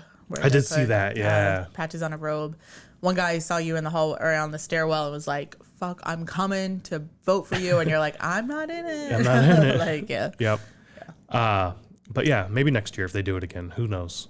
The other item new this year was the swag swap. That's hard to say. It is hard to say, yeah. Swag. Yeah, so basically this is a time where anybody who made anything or like a little trinket or like anything that or brought anything to like give out on the boat was like a meetup so you could like exchange everything and everybody could get one of your things. So I think this was a suggestion in like the survey or like either that or like on a Facebook page or something like that. We did not participate in this. Yeah, I don't like this idea. No, I like the whole just randomly finding it on the boat or like leaving it on somebody's door or something like that. So. You'll pass somebody in the hall like, hey, do you want this? Do you want a bracelet? Do you want a thing? And I was like, yeah, thank you. Like the thought of showing up and having to interact. All right. Don't say that either, yeah. The thought of having to show up and interact with people, like that actually, it is a cool thing, but it feels sort of, to me anyway, for me personally, it feels very merchanty or kind of bartery of like, well, I have one of these. Do you have one of these? Like a trading system type thing. And I don't know how it ended up being. Right. This year on the Facebook group, I saw so many people posting what they were bringing and like, oh, I got this. Like, I'm going to bring this for the swag swap, sort of thing, which is really, really cool. However, I kind of was feeling, I was like, if you weren't bringing something, I was like, I wouldn't want to be that person that feels left out because I'm not bringing something. Yeah. Like, you don't have to bring something. The first year we went, we didn't bring shit. No. And we found so much, like little knickknacks, things on the boat, trinkets. Yeah. I like that. I like to find the little things all over the boat or like. And I didn't realize that was a thing until like halfway through the cruise. I'm like, oh shit, people just like, bring this is trinkets. A normal cruise thing, yeah. And hand them out to people. Like, I like that aspect. The swag swap was to me, it felt a little forced, or I would have felt forced. Yeah. And if I didn't bring anything, I didn't feel like I would be able to show up type thing, right? Yeah. Which I guess it is a swap. You do have to sort of have something to trade something. Yeah. But again, you're right. You don't have to bring anything. Yeah. And you can find stuff around the ship or you can't. Like it doesn't matter, right? So I don't know. I wasn't a fan of this. If people went to it and enjoyed it, fucking awesome. Good. Like, you don't have to like everything I like. I don't have to like everything you like. But as long as you had fun doing whatever the fuck you did, have fun. That's all I gotta say, I guess. So I don't know. One activity I wasn't the biggest fan of though, or wasn't looking forward to the most. Speaking of spoken words, with Ricky, Randy also did his book talk as well. We didn't go to that. We saw him when he was on his tour here in Chicago or Chicagoland. So we decided to skip that this time, but that was another activity this year. The merch, I guess just in general, the merch aspect. I mean, it's an activity, but. It is an activity. I mean, it is an activity because you have to stand in line. Yeah, you have to miss stuff. So, were you going to go into this year? Yeah, go ahead. I was going to, but yeah. So this year on night one, which generally they have all the merch set up, but I guess on night one, it was only Lamb of God and Headbanger Boat merch. I think so. So, but we didn't know that until we had already waited in line for like 45 minutes, and we got inside the little. So this time we mentioned earlier that it was inside of a restaurant, so you kind of waited in line through the boat, like all the way to the casino at some points. So our plan was to see Clutch on the pool stage. Yeah, thinking it was at the same area. Because that line will eke out into the pool deck, and you can stand in the line, still see the stage, and be in line for merch. Yeah. So that was the original plan, but because they moved it, we couldn't do that. Yeah. We did have the Magnum stage going on. Yeah, Brat was playing, I think. I think they the were. first night. Yeah. But anyways, so we didn't know that it was only Lamb of God or Headbanger Boat merch the first night. So we had wasted, I'm gonna say it. We wasted 45 minutes in line or 50 minutes in line. We got like right to the door, and then somebody said something. Well, we got up into the line, and I think the lady working told somebody else, and then we overheard it. And it's like, wait, what's going on? So basically, the first night they only had those two merch, and it's like, well, we want all of it. Yep. So we left to go see music. I'm like, I'm not gonna. Because then you have to be in line again anyway. Yeah. So like we didn't have much longer to be, so we could have picked up a few things. We could have, but I was just like, I was kind of mad. Yeah, so was I. I just want to leave. So we left. We ended up going back the second day, later in the day, because the first time we tried to go, the line was like back to the casino. I think they hadn't opened yet, so people are just lining up. Okay, that so makes that's sense. why it was also very long. I heard somebody say they waited in line in the casino. It was only like an hour to get through up into. Okay, so about the same as the night before. It wasn't horrible by any means. Yeah. I mean, it was horrible, but it wasn't the worst thing. But the merch was basically set up the same as it was last year. After you get in, it's like they have the IKEA type shelves that have all the sizes of the bands, and then along the wall there's also merch and shirts and stuff. But I do feel like it was smaller this year. I do as well. And it was very chaotic. I don't know why it was so chaotic, unless because the line goes in there, so it's noisy also because everybody's talking. Yeah, I guess that's what you mean by chaotic, is like very chattery. I felt very overwhelmed. And you're not a big fan of like the chatter noise. Yeah. You do seem to not shut down necessarily, but like you seem to, that causes you issues, it seems like. I have issues. Everyone does. I mean, yeah, it was smaller. I don't feel like it was much more chaotic. The whole aspect of it being more of like a storefront where you can meander through instead of just being like a wall of here's the t-shirts, what size do you need, let's go to the back, is a little, not frustrating, it's just, that adds to the complexity. If I just walk up and tell somebody like, here's a board of all the shit we have, what size do you want? Yeah. I want a large number 1, a large 13, and a large 47. Like, cool, let's go grab those. But some people do like to touch their shirts. They like to see what the fabric's all like and what it looks like actually, because a large isn't necessarily a large. Right, so right, yeah. I get both arguments. I do think it would work a little faster if it was more systematic, I guess. So we did go the like midday, second day, right? Yeah. So I know a guy was looking for the obituary shirt, boat specific shirt. Okay. And I think he wanted a 2X, and they were already sold out of 2X. So that is something that people have complained about in the past as well, is they don't have very many variety of sizes, or it sells out quickly. It does sell out quickly. Which I think is why people wait in line so much. Which is why we've always prioritized that day one as well. So we want to get the shit before it sells out, because it can sell out. Yeah. I think last year we saw Unity, Texas. And I wanted to see them because they didn't have a boat specific shirt. They just had a shirt. And I saw their sense like, holy shit, I love these guys. Let me go buy their shirt. And they still had some of their shirts, but it was starting to get slim pickings at that point. Yeah, especially we didn't even go into the merch day 4, but I think I did. Oh, did you? I think I did at one point. We were separated. I went into merch, and they had obituary drumheads.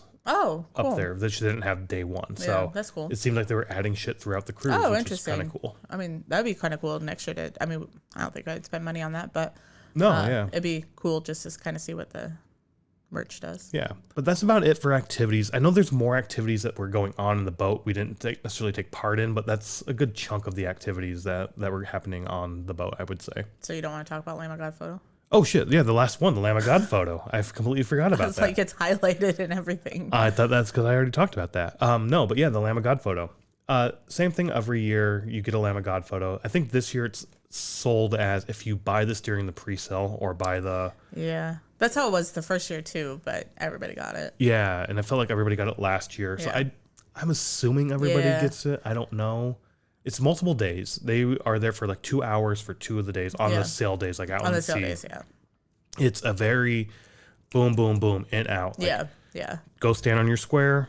You're next in line. Go up, say hey, do fist bumps or whatever the fuck. Turn around, smile, photo, and get the fuck out. Yeah. Don't say shit. Don't bring anything to sign. Don't take any photos. You could say shit. No, but I mean, like, it's not like a conversation. Yeah, you're not there to have a conversation. It's you're in, you're out. Yeah. The thing that over the last couple of years is you do have a time. I think our time was like 10:45, right? Or 11 o'clock. I think ours was 11. Okay. So we got there. You can only go in. This year they had it in the tailwinds. I'm assuming next year that it'll be in the tailwinds as well. In prior years it was in the Bliss Lounge. But like you go into a waiting area and then you line up and then you get taken in to snake through a restaurant that they have the chairs set up as a snake or as like a queue. Yeah. But this year I feel like we got there 15 minutes before 11. They hadn't even started calling numbers or times yet, I think, when we got in there. And then they started calling times and it started at like 10:35 or 10:30 or whatever. And it seemed to take forever to get through those people. And so do this definitely, because it's a cool souvenir. But if you're going on the boat, just plan on having it take an hour or hour and a half. Yeah, it was a little bit like an hour for us. The thing is, bingo was right after this for our time slot. Oh, yes, yeah. So we were like, I was like, let's get this fucking done with. Let's go to bingo. We wanted to do bingo. Yeah.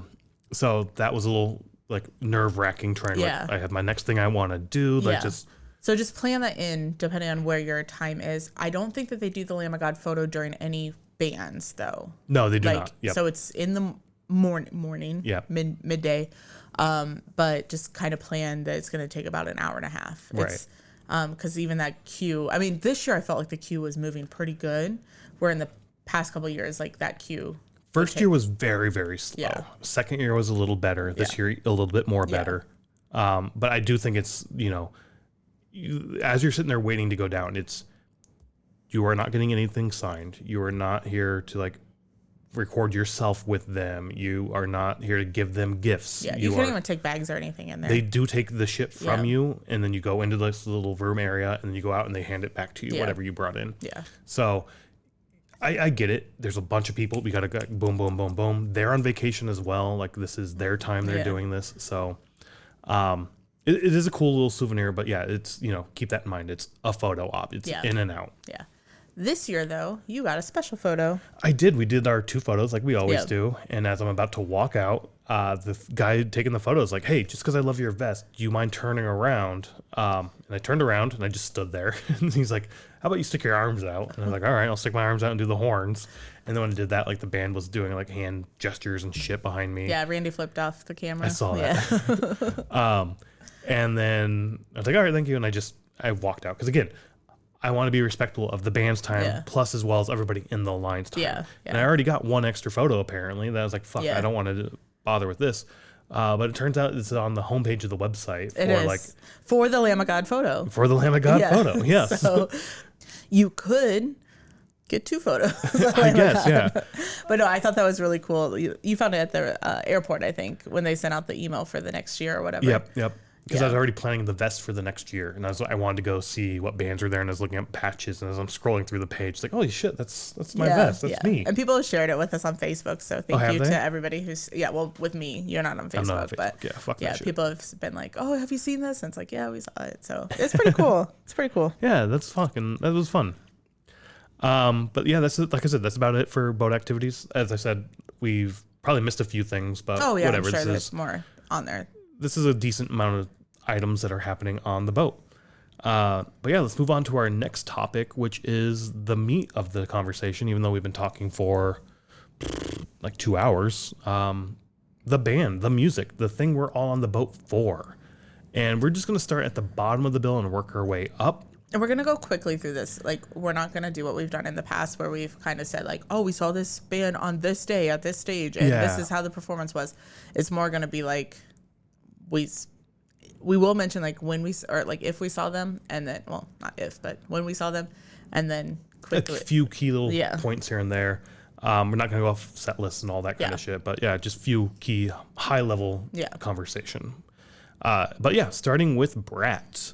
We only saw like half of one of their sets, I feel like. 2 of their sets. Was it? So when we were in merch line, they were playing, and then... That first day on the sail away day. we saw them, like, walking through. I want to say when I got my tattoo, they were back on Magnums, and we just quickly walked through. Yeah.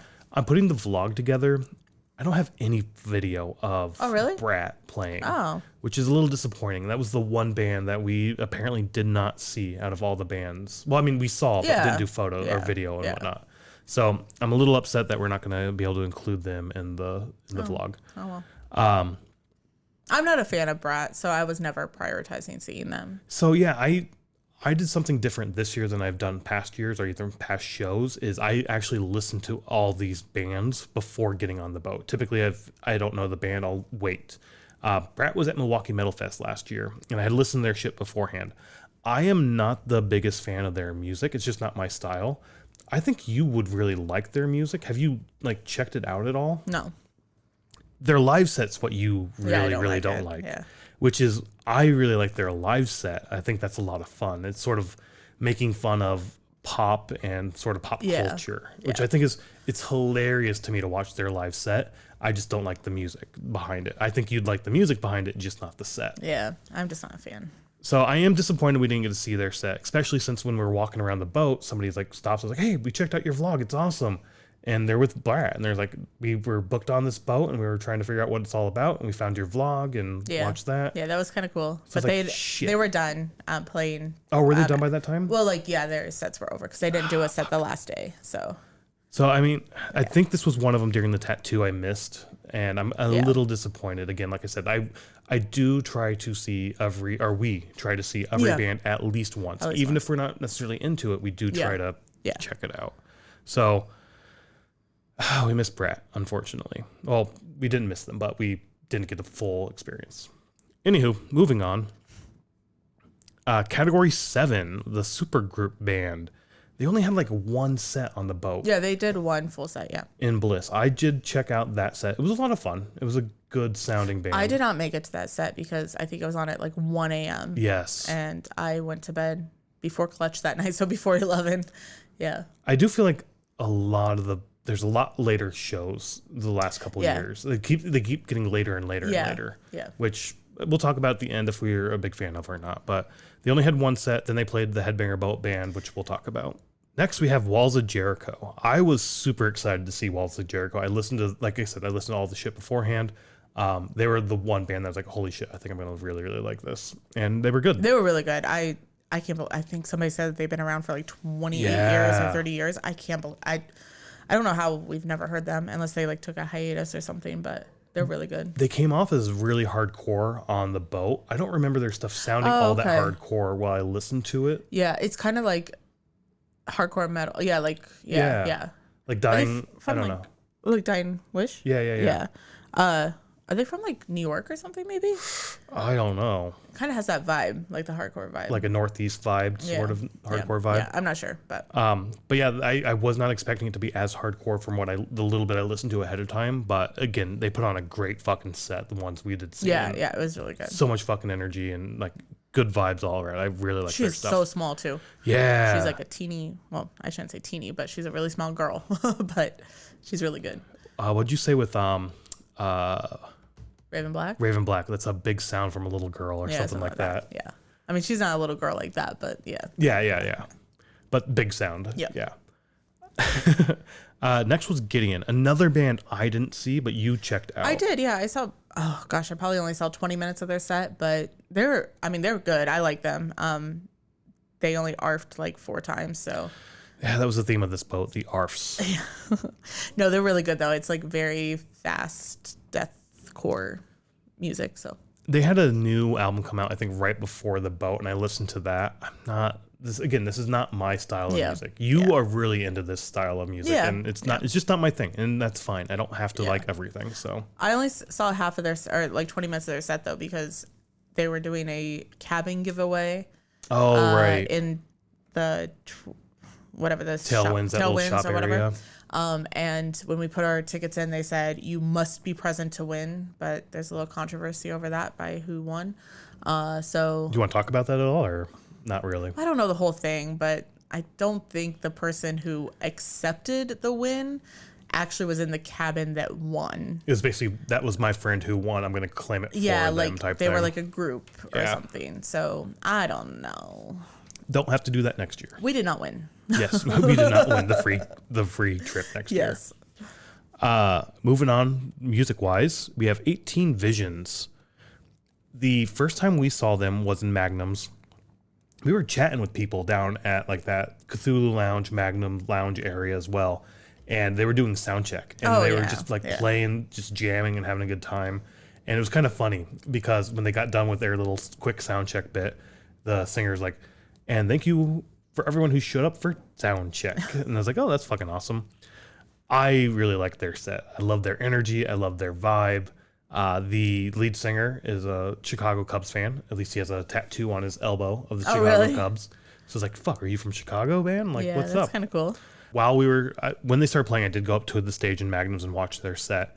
And above Magnum's is another restaurant. It's like the Asian cafe thing. And I think they have like a Benihana type room as well. Yeah, like a teppanyaki. Yeah.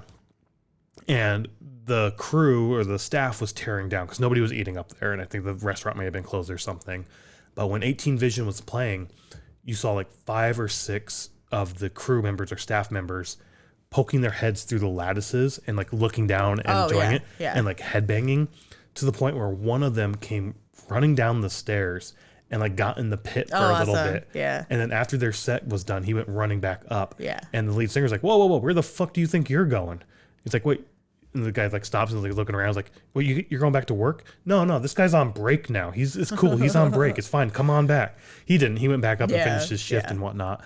But then the lead singer's like, we've been on a bunch of these crews. These fucking people, they work their fucking asses off. They're so good to us. They're so good to you. Fucking be good to them. Like it's awesome to see this. Yeah. And you would see that throughout the entire cruise and throughout the entire ship of just the crew getting into the fucking music and like headbanging with people. So I forgot about that until you started saying that. During Gideon, which was also on Magnum's, the crew was moshing in for the real? little sushi area. Yeah. Oh, that's fucking awesome. It was really cool. I was gonna film some of it, but by the time I got my phone out, like, because I was watching the band, I wasn't watching the crowd, or looking up, and then like I don't know, like the commotion or whatever, like I saw them, and I was gonna get my phone out and record some of it, and they went back to work.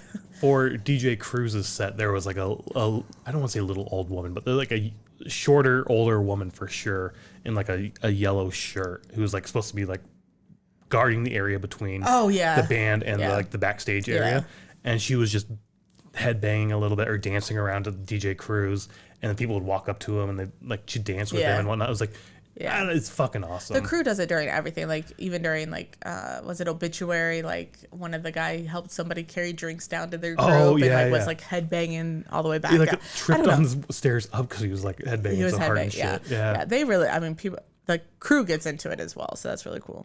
This is also the time during 18 Visions, I think before their set happened, when we were listening to like the sound check and whatnot. We're sitting there talking to the people from Chicago. We met them at the Lorna Shore show right before the boat, and we ran into them on the boat. We hung out with them a lot, and they're from the Chicagoland area.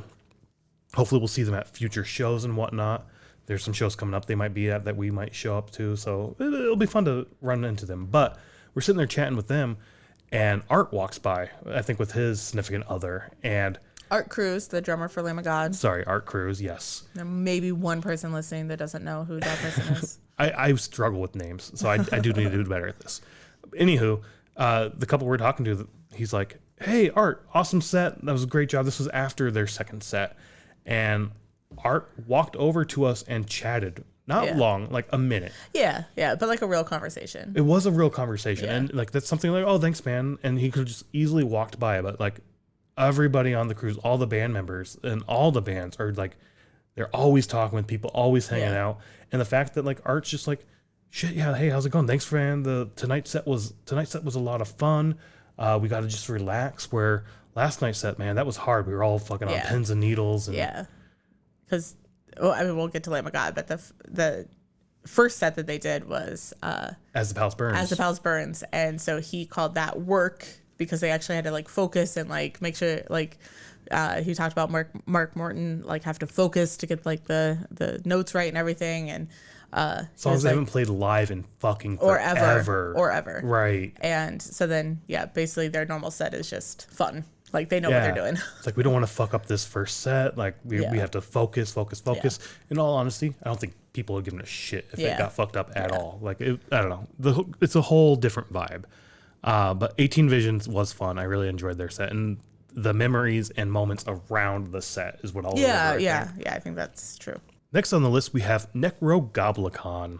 They're so fun. I listened to this stuff before getting on the boat, and as soon as I heard them, I fucking fell in love. Yeah. They were another band that was at Milwaukee Metal Fest this year on the bar stage. Yep.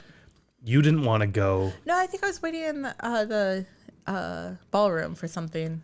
That, and you also said you wanted your first experience with them to be the boat. Yeah. And I was like, all right, whatever. I had a blast during that set at Milwaukee Metal Fest.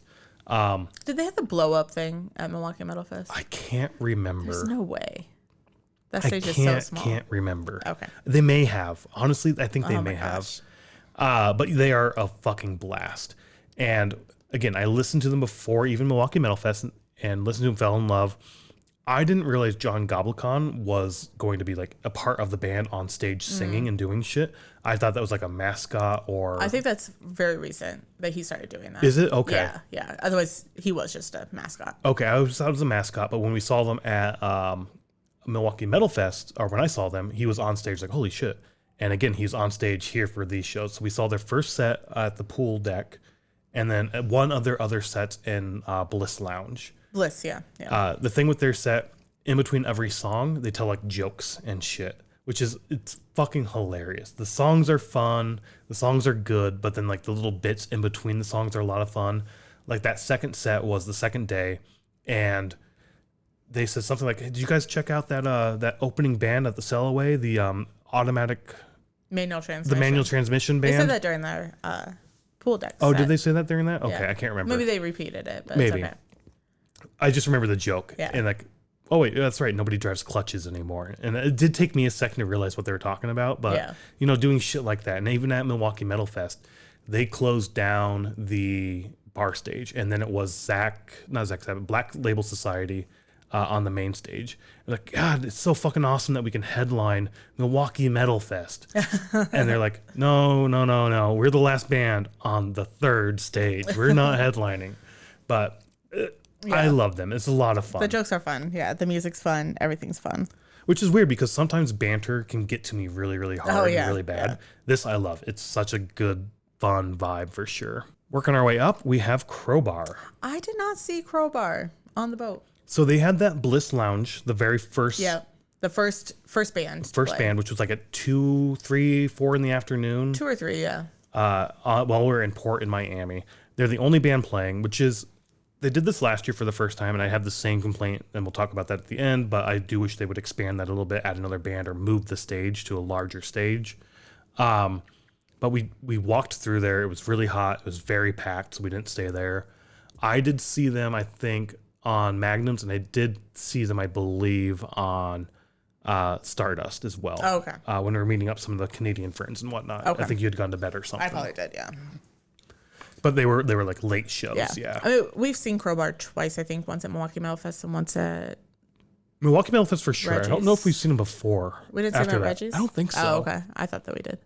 They were going to be there with... I Hate God. I Hate God. Yes. And that show sold out, and then they added a matinee show that same day. But we had something else going on that we should have skipped to go to the matinee show. Yes, that was the Talia Hall walkthrough, I think. Yeah. So we did miss them. I liked their stuff. I really do like Crowbar. The Milwaukee Metal Fest show I don't really remember, but that was like one of those days I was beat, I think. Yeah. I think I fell asleep during their set. Yeah, that was the year that our car got broken too. Oh, so, right, that's what it was. Yeah. But in any case, I liked their set. I wish I would have seen more of them, but I definitely a band I'll check out when they come through town for sure. The Exploited though, the next band, it's punk. It's British punk. Yeah, not what we saw them once, right? We saw one of their sets on Bliss. At Bliss. It's just not my thing. It's not what I'm into. Same. I'm not a big punk fan. Yeah. I'm glad they brought them on the boat. Yeah. On this vest, they're one of my favorite patches on the vest for sure. And I'm glad they were on the boat. I'm glad we got to experience them and see them. And the drummer was all over the place. Like, yeah. You saw him all the time. Yeah, just walking around the boat and whatnot. So, I mean, again, I'm glad it was there, but it's not something I need to seek out again. Yeah, I think I wanted to check them out again after we saw them on Bliss, but then I just never prioritized it. So there was one time I think I caught a brief moment of their set, and I think it was after the houseboat, because I'm just putting the vlog videos together. And I think it was as we were leaving the houseboat band, we walked by the upper level of Magnums, and they were on stage. Oh, they were playing. So we stood around for like 2 or 3 songs. Yeah. But that would have been their last set. Black Dahlia Murders, though, we had just seen right before the boat with the Lorna Shore. Yeah. I was not a big fan of them at that show. Oh, really? They were fine. They weren't great. It's just death metal. It's standard death metal, Like old school, like 2000s death metal. Yeah. When I say old school, I mean like 2000s. But I enjoyed their sets on the boat much, much more than I did at Lorna Shore. And maybe I was just over it by that point, that particular show. Like, oh, really? I thought you were having a good time. I was. We did an episode on this and we just saw this, but it was very repetitive in terms of the bands. Like the style of music was the same over and over. They all sounded different though. To some extent, yeah. Black Dahlia Murders, though, on the boat, I did really like their stuff. It was really cool. And I've listened to them more since then, and it's starting to grow on me. Yeah, really I like them. I remember seeing them at Lorna Shore. I mean, like, oh, they're going to be fun on the boat. And you did say that, yeah. They were fun, yeah. I really enjoy their shows. Their sets. Yeah, we caught their Stardust set and their pool deck set on the last day. Yes, yep. Which the pool deck one was my favorite for sure. Yeah. All right, a few more left here, but the next one is Fear Factory, which we only saw one of their sets. I'm surprised because... I'm upset. I really liked Fear Factory. I do too. I'm trying to think of why we didn't see... I can't remember. More of their set. We saw the pool deck. I think their first set, the pool deck. I only saw a few minutes of their pool deck set because I was up in the room. I don't know what I was doing, but I remember hearing Power Shifter and being like, oh shit, Power Shifter. Oh shit, Fear Factory's on. Like, I need to get going because we had a balcony this year. So like we could hear, like if the door was open, you could hear. So like I came up to the deck and they were... I probably only saw like 4 or 5 songs after that. Yeah. I wish we would have seen more of their stuff. Yeah. I really do. I really do like Fear Factory. I don't know. I don't know why we didn't see more of their stuff, like more sets. So. And that's the thing with this, right? You can't see everything. Right. You're going to have to miss some stuff. Right. And this is another one where we didn't see much of their shit. And I wish we would have seen more. I did see the band all over the fucking boat, though. Yeah. So that was cool.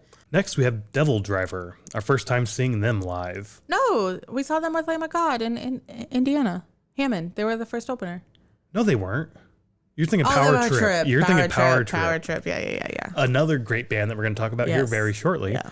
But no, Devil Driver, first time seeing them, fucking awesome. Yes, we saw so good. 2 of their sets, the Stardust and their last pool deck, I think. Yeah.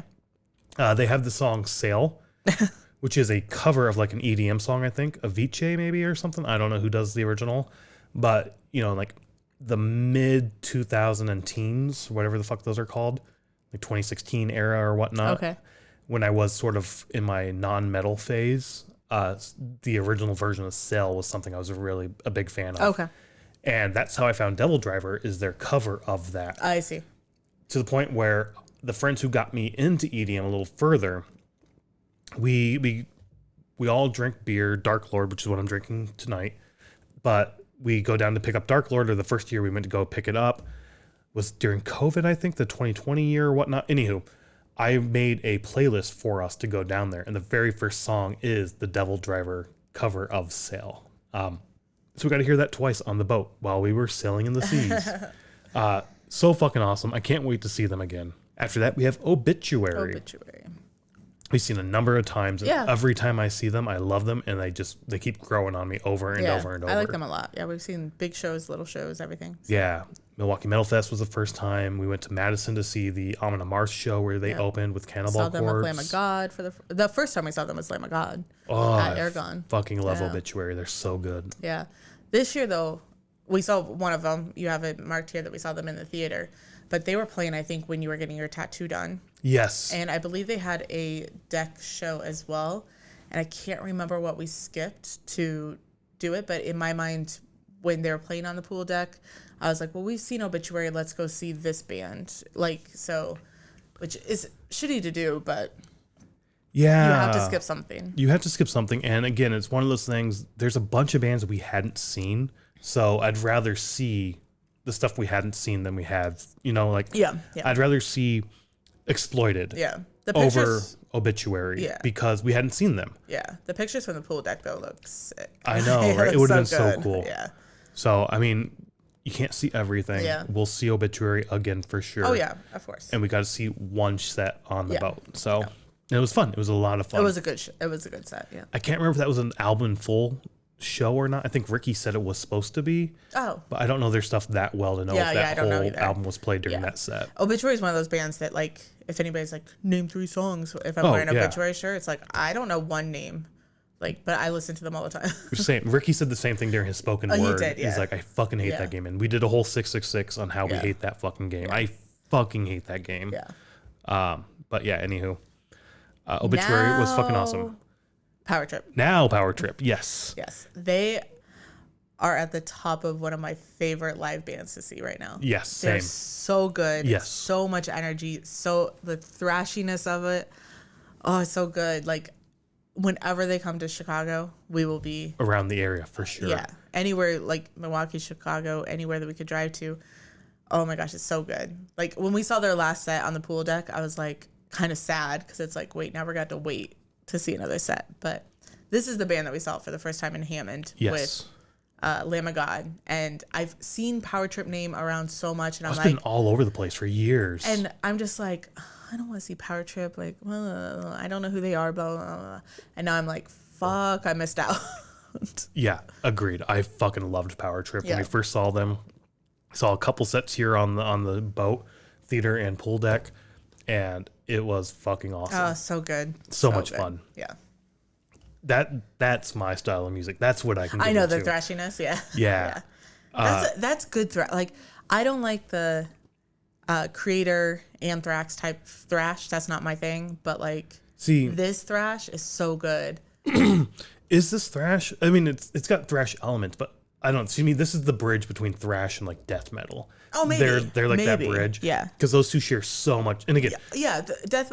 I fucking Proper suck death at metal genres. has thrash as well. Oh, for sure. Yeah. I fucking suck at genres. I can see thrash for sure. I can also see death metal for sure. Same with Obituary. Like they meld that line so fucking well. Yeah. So Power Trip is an American crossover thrash band from Dallas, Texas. I don't remember them saying we're from Texas. Oh yeah, they did. They saw the Texas flag and they're like, there's Texas. Right, yeah. That's a joke from the boat, is if half the boat's from Texas, because they'll tell you or whatever. Yeah, that was Ricky's joke. Is like, how do you know someone's from Texas? Because 20 seconds after meeting, they'll tell you they're from Texas. Yeah. Which the next band is from Texas as well. Good segue. Which is Kublai TX, because you have to put Texas in the name.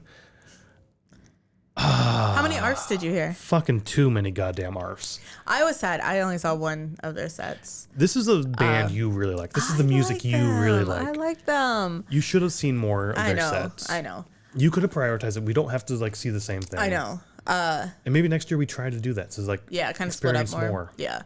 The hard thing is if we split up, it's like you have to kind of say like where we're gonna meet, because we don't pay for the internet, so we can't mess like.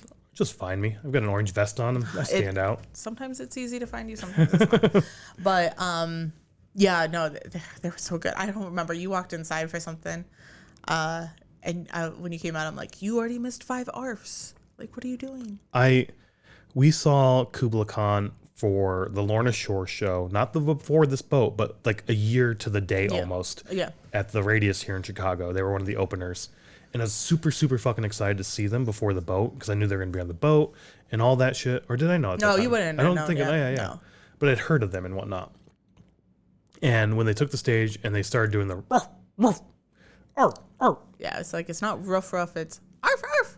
Sure, a little puppy. They're a little puppy, just. Anywho, I fucking hated that so much, and I still do, to the point where I heard so many fucking arfs on this. Even Randy during his sets was going arf, arf at points. Like, don't fucking do it. Like, I don't like it. I don't have to like this. I don't like this. You do. That's fine. If they're in town we'll go see them because you want to see them. I don't listen to them for the arfs. I know you don't. Like it's just it's not my style of music to begin with, and then throwing those arfs in there, I hate that. They were at Salt Shed and we didn't go. I do wish we would have gone to that though. That would have been a fun show at the Salt Shed. To see it, the Salt Shed, yeah. I will say the one set we did see on the pool deck, I think it was the first night. It was the first night, yep. There were technical difficulties where like the mics would burn out and whatnot. Yeah, they were having some troubles. I forgot about that, yeah. So that was a little disappointing, but it is what it is. So you have on here that their last set was in the Bliss. Yes. I kind of regret not seeing that. I just want to know what the crowd was like because it was so small in there, and I'm sure it was packed. That was kind of the joke that I was making with people as well. Is like Kubla Khan's in the Bliss on the last night. Yeah. The last night people go hard. The fucking floor is going to cave in. People were joking like, oh, they're going to be like throwing the... they had like a little teeny tiny gate between the floor and the stage. Like, oh. Yeah, I don't know. Like that is not a good decision, I don't think. That is going to be an insane fucking show. There's some bands that just should... I mean, I wouldn't want to see them in the theater either because there's nowhere to mosh. Oh, I don't know. I think that'd be fun. You think so? I think you can mosh in that theater if you really try to. Like in that little area. You can find like a very tight mosh, but you can get one going. But there's just some bands that you should prioritize the boat deck or the pool deck for. The stage does make a difference. Yeah. Seeing like, all right, this Bliss Lounge, no, I don't think that was a good fit. Them at Magnum's though. Oh, it's a little bit more open. That would have been a lot better, I think. So do we like Magnum's better because there's not the roof? I think so. Because I you love have like Magnum's. the little catwalk thing. You have that. It does feel bigger. Plus, it goes back further, so you can go hang out in the Cthulhu Lounge without being in the way of people while still hearing the music. Yeah, that's true. This is, if you're not in that little cutout area, you're literally in the walkway.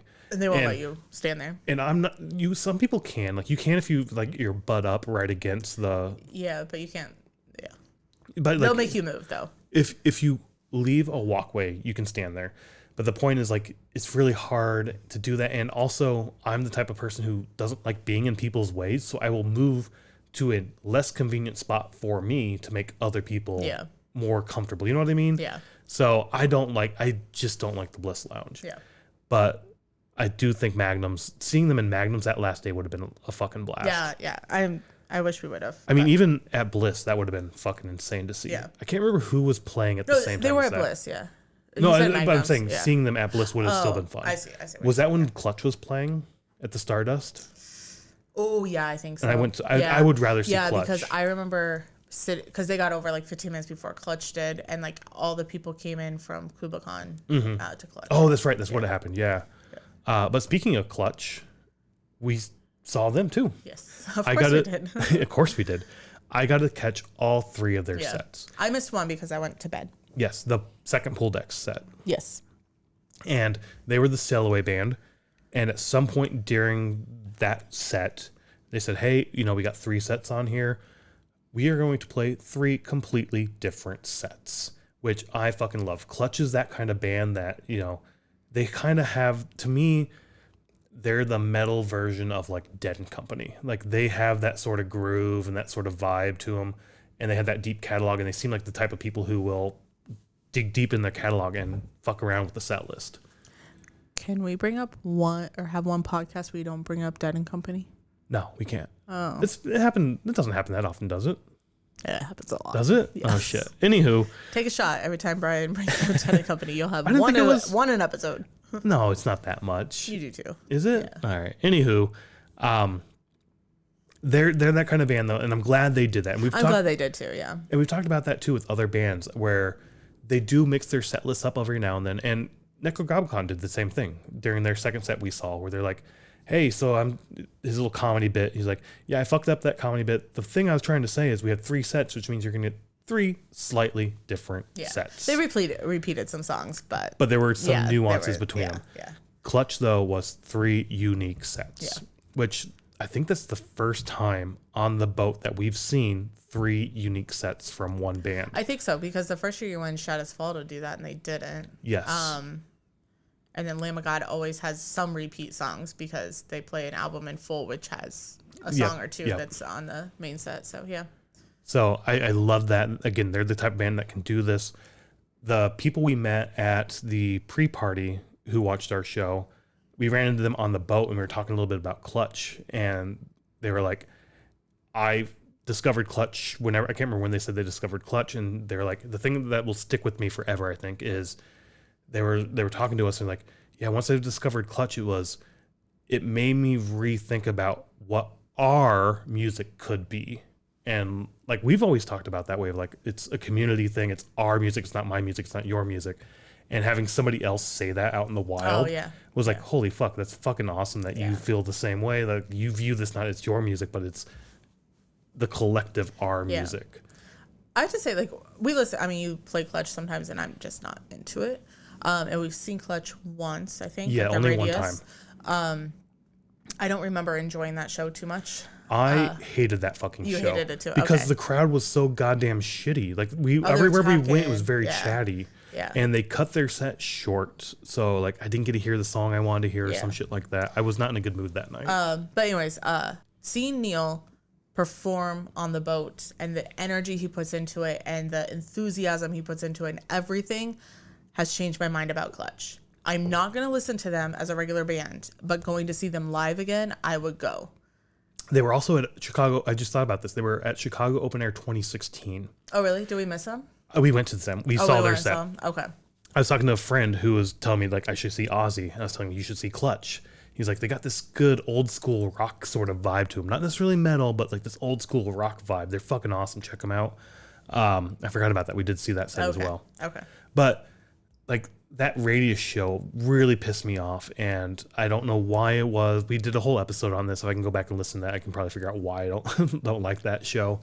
But here on the boat, oh fuck, I loved every single one of their sets. It was like, I didn't have a problem with the crowd. Like, I don't know. I was fucking digging it so hard. I really, really liked it. Even their last set, I got like, not on the rail, but I was like in the theater. You were in the pit like area. Two or three rows back, like two or three people in front of me. And I think Mark was over to my right. Yeah, just hanging out. That's cool. And those same people we were talking about just a little bit ago that we just talked about, I think they were like right in front of Mark as well. Oh, cool. Yeah. So that was really awesome. Sorry, we try not to say names of people that we've talked to. Yeah. So it's like, those people that we talked about? Yeah, we don't like, even when you come up to us and talk to us in public, we're like, we don't ask you, like, is it okay if we talk about this? Yeah, so we just don't. So we try to be vague as shit. Yeah, band members we'll talk about, but everybody else is just people we've talked to or our friends or, stuff like that. We try to be vague as shit for that reason. Yeah. I guess we could talk to them and ask them, but no, that's just that's too much talking. Let's talk about music. Let's not be like, we're gonna record about you. What shows did you see? Not what are your feelings? Yeah, exactly. Right. Any case, Clutch was fucking awesome. Yeah. I got to catch all three of their sets, and I think I heard every single song I wanted to hear from them. Oh, good. Space Grass, Fortunate Son. I didn't think I'd ever hear Fortunate Son live. Like, and that's what they closed on. Like, that's cool. CCR cover. Yes. I loved it. I'm wearing the Clutch shirt now from the boat, the tie-dye shirt. Yeah. This will be the shirt I wear at a Dead & Company show next time I see them. But no, seriously. It's fine. It's fine. My friend who went to Dead & Company and got me into Dead & Company, 2 shots. I think he told me he wants to get into metal. And I took him to see Dream Theater and he really enjoyed that. I think he would really, really enjoy Clutch as well. So again, this is just another band that I can now, hey, let's go check this out and start to get him down the dark side of pretty metal. Soon he's going to be going to deathcore shows with me. Arf. Anyways, now we're going to talk about the best performance on the boat. Honestly, yes, this probably was the best set so good of the boat, and that was the Headbangers Boat house band. Yes. Hosted by Category 7, because they were supposed to have 2 sets, and it kind of evolved. Yeah, so we knew this was a thing getting onto the boat. I did not know it was going to be an Ozzy tribute. No, because they didn't announce that on the website or the thing, but it was on the printed. Oh, was it on the printed thing? It is on the printed papers, yeah. I figured that was just, hey, Ricky, here's what we're doing, and then Ricky's going and telling everybody. Telling everybody. No, it is on the printed paper, so you can get at the desk. So it was known. That's not as funny as like Ricky, we're keeping this a secret, and then turning around and telling Yeah. like, hey, we're doing an Aussie tribute. I think they started telling people. I mean, I think it was kind of the thing because they even made 2 announcements about it and stuff like that. And I think they just wanted to make sure people showed up who wanted to show up. Yeah. Where if you think it's just Category 7 playing again, and you maybe already caught their first one, then it, you know. I assumed it would be something special, but I didn't know what it was. Yeah. Since it was sort of the house boat. Yeah. Headbangers house band. Yeah, house band or whatnot. So I was planning to check that out anyway. Yeah, yeah. And again, this was when the Battle Vest thing was happening, so I'm glad I didn't enter that because I would have missed a good chunk of this. But yeah, it was Category 7 for like the bass band. Yes. But then they would leave and other members would come in from all of the bands. Yeah.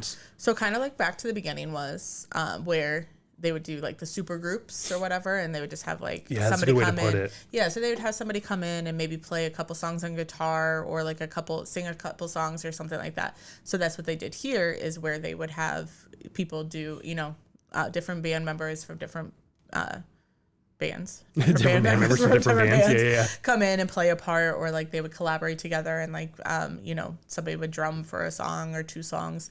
They even got Jose to sing and Ricky Rackman to sing. Yeah, and that was the thing. Like every time you saw Ricky at one of his events, he was saying, hey, I'm doing this. They tapped me to sing a song. I am not a fucking singer, even though I've always wanted to be a big rock star.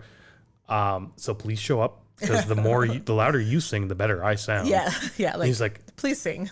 And he's like, I'm gonna do all the standard sort of cliche shit. I'm gonna put my foot on the mic, on the amp. Yeah, the amp. What's that called? The feedback, whatever. The monitor. Put my foot on the monitor.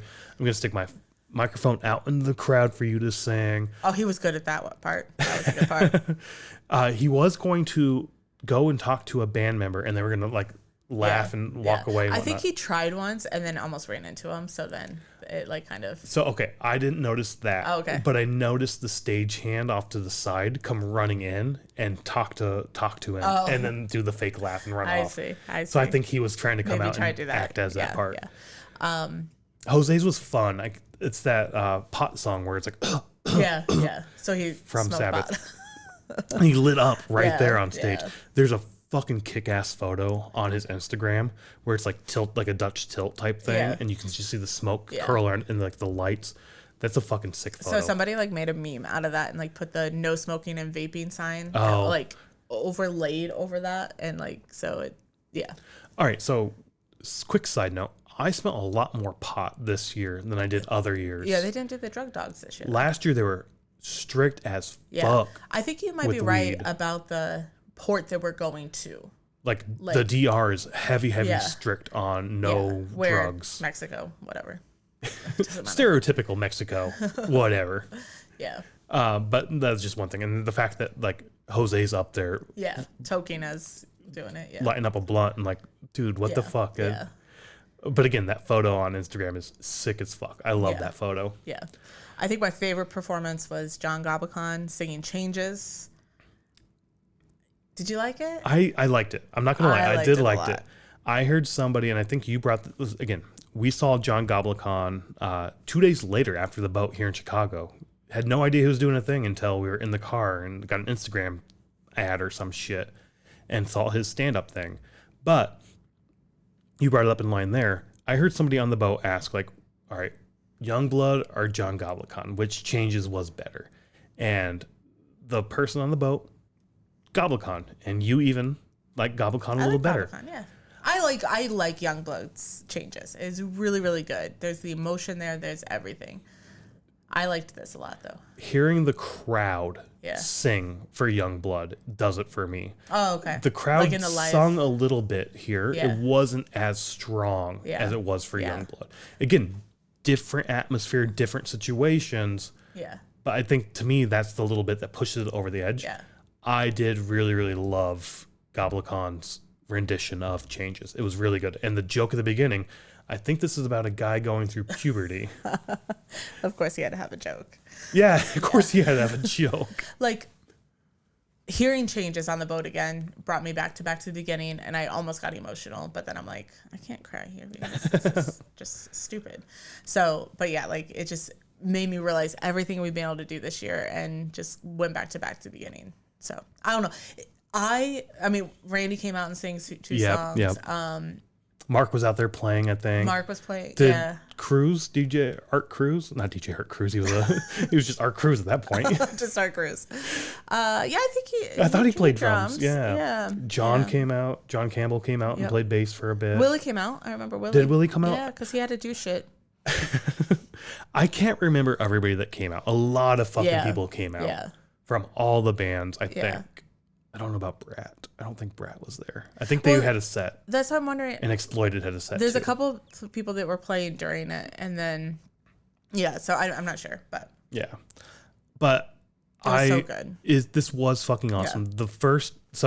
This time slot, the very first year, was the Mark Morton band. Yes. And that first year, the Mark Morton band was my favorite set. Yes. This fit that slot, and I would say out of all the sets, this was my favorite set as well. Yeah. Again, I fucking hate Aussie music. I know. But they didn't do Crazy Chain. They didn't. I thought they would. Fucking thank God. Thought they would. Like, as soon as the first one or the last song, they were like, this is the last one or whatever. Like, they were over time or whatever. I'm like, oh, it's going to be Crazy Train. And they didn't do it. Oh, fucking thank you. I fucking hate Crazy Train. Fuck that song.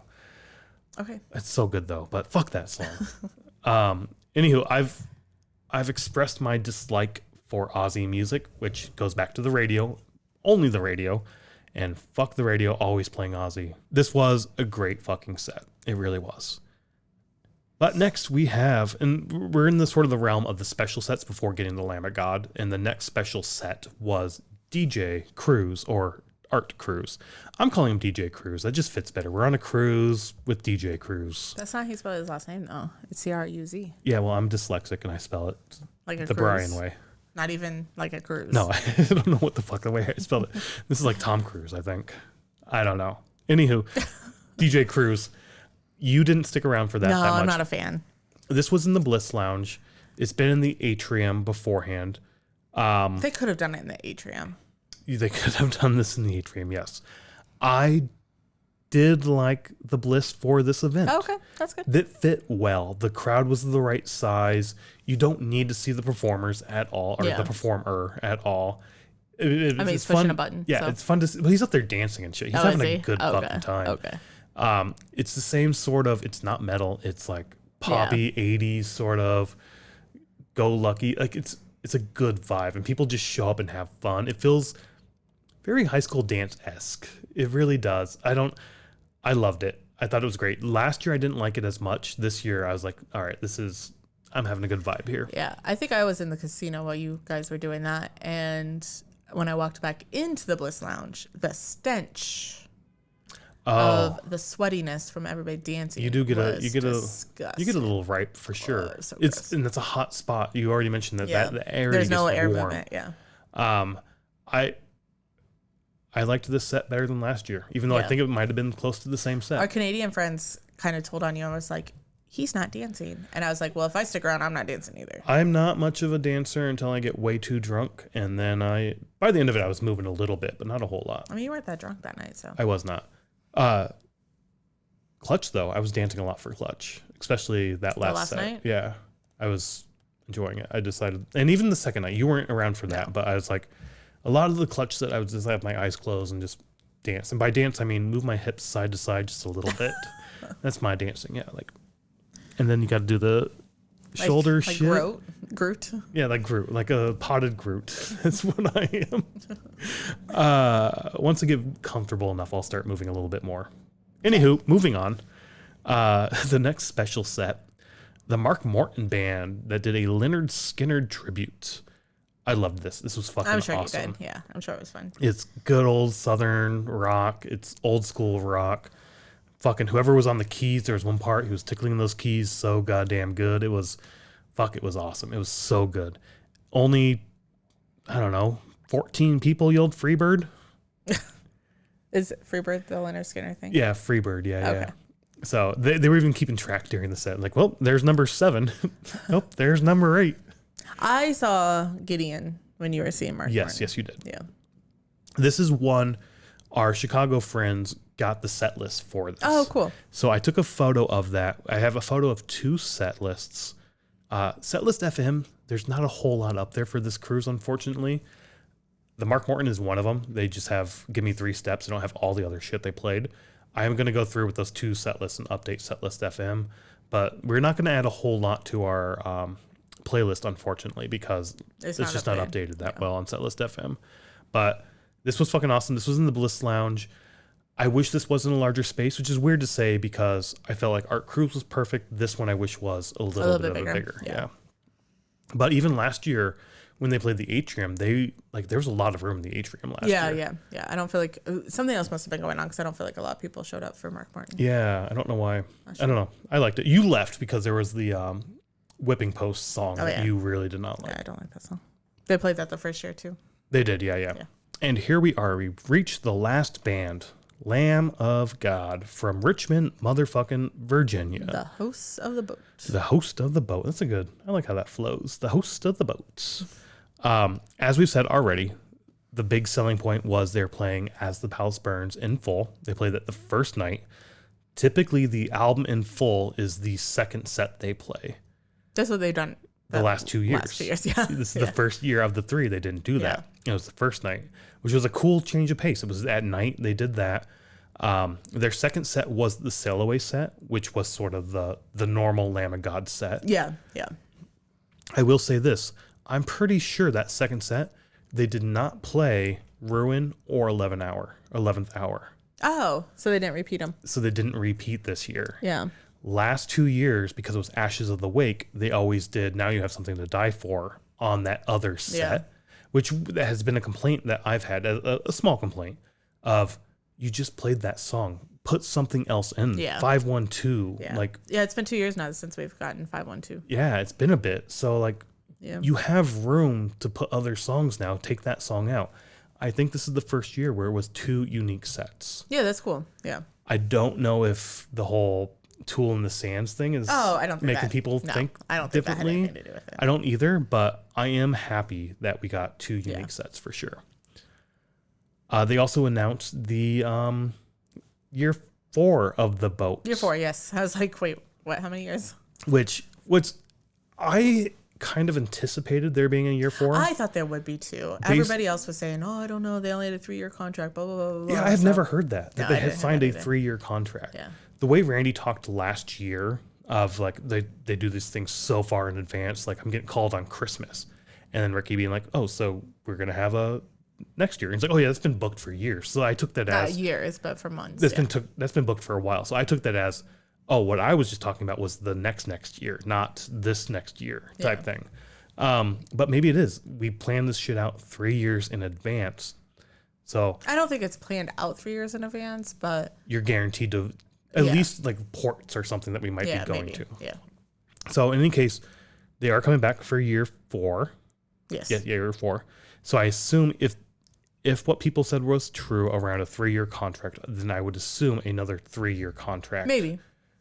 Who knows? We'll find out next year on the second set, which is what they did this year. It's always the second set. Yeah, it's been the second set all year. The thing that changed this time around, instead of Randy coming out like, well, we got to go. It sucks that we got to leave. The night's over. This is the last time you're going to hear from us, but we'll be back next year. Something along those lines. We had a band meeting last night, and there was name calling. People were angry. But you know what? We finally settled things out.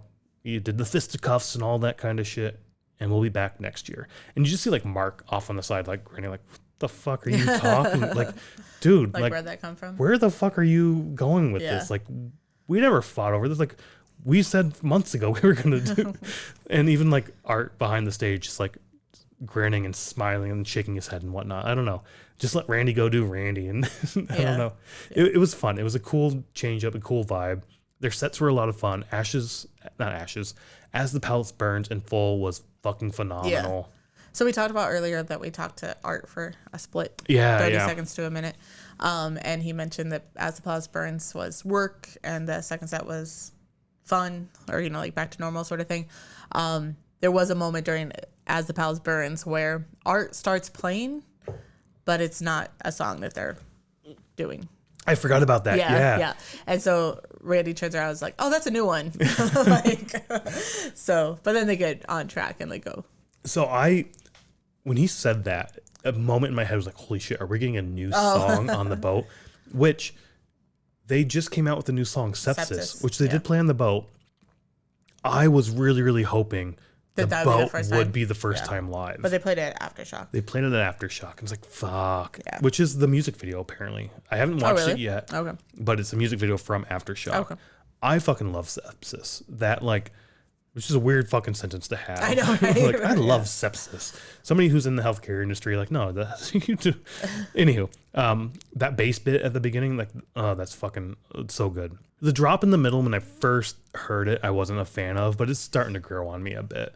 So I'm glad we got to see that live on the boat. That was cool. It's good, just a good 2 fucking sets for sure. And there we have it. 3 hours later, we finally finished talking about the music, the main thing we were here to talk about. But we do have one section left, which is sort of the wrap up. So let's get into that real quick. I don't know how long this will take. Hopefully not another 3 hours, but this is the last. It better not be 3 hours. We don't have enough batteries for 3 hours. The last little section here. And then the wrap up, I guess. The first thing I want to talk about was the trinkets. We already sort of hinted on this in terms of walking around the boat and finding things. We did have buckets of candy out again, the second year in a row. Yeah. That seems to go over pretty well. Every time we come back to our room, there's new trinkets in our bucket of candy. But yeah, just walking around the boat, you find them and people like reach out and like say, hey, would you like this? We brought picks this year. Yes. That you handed out.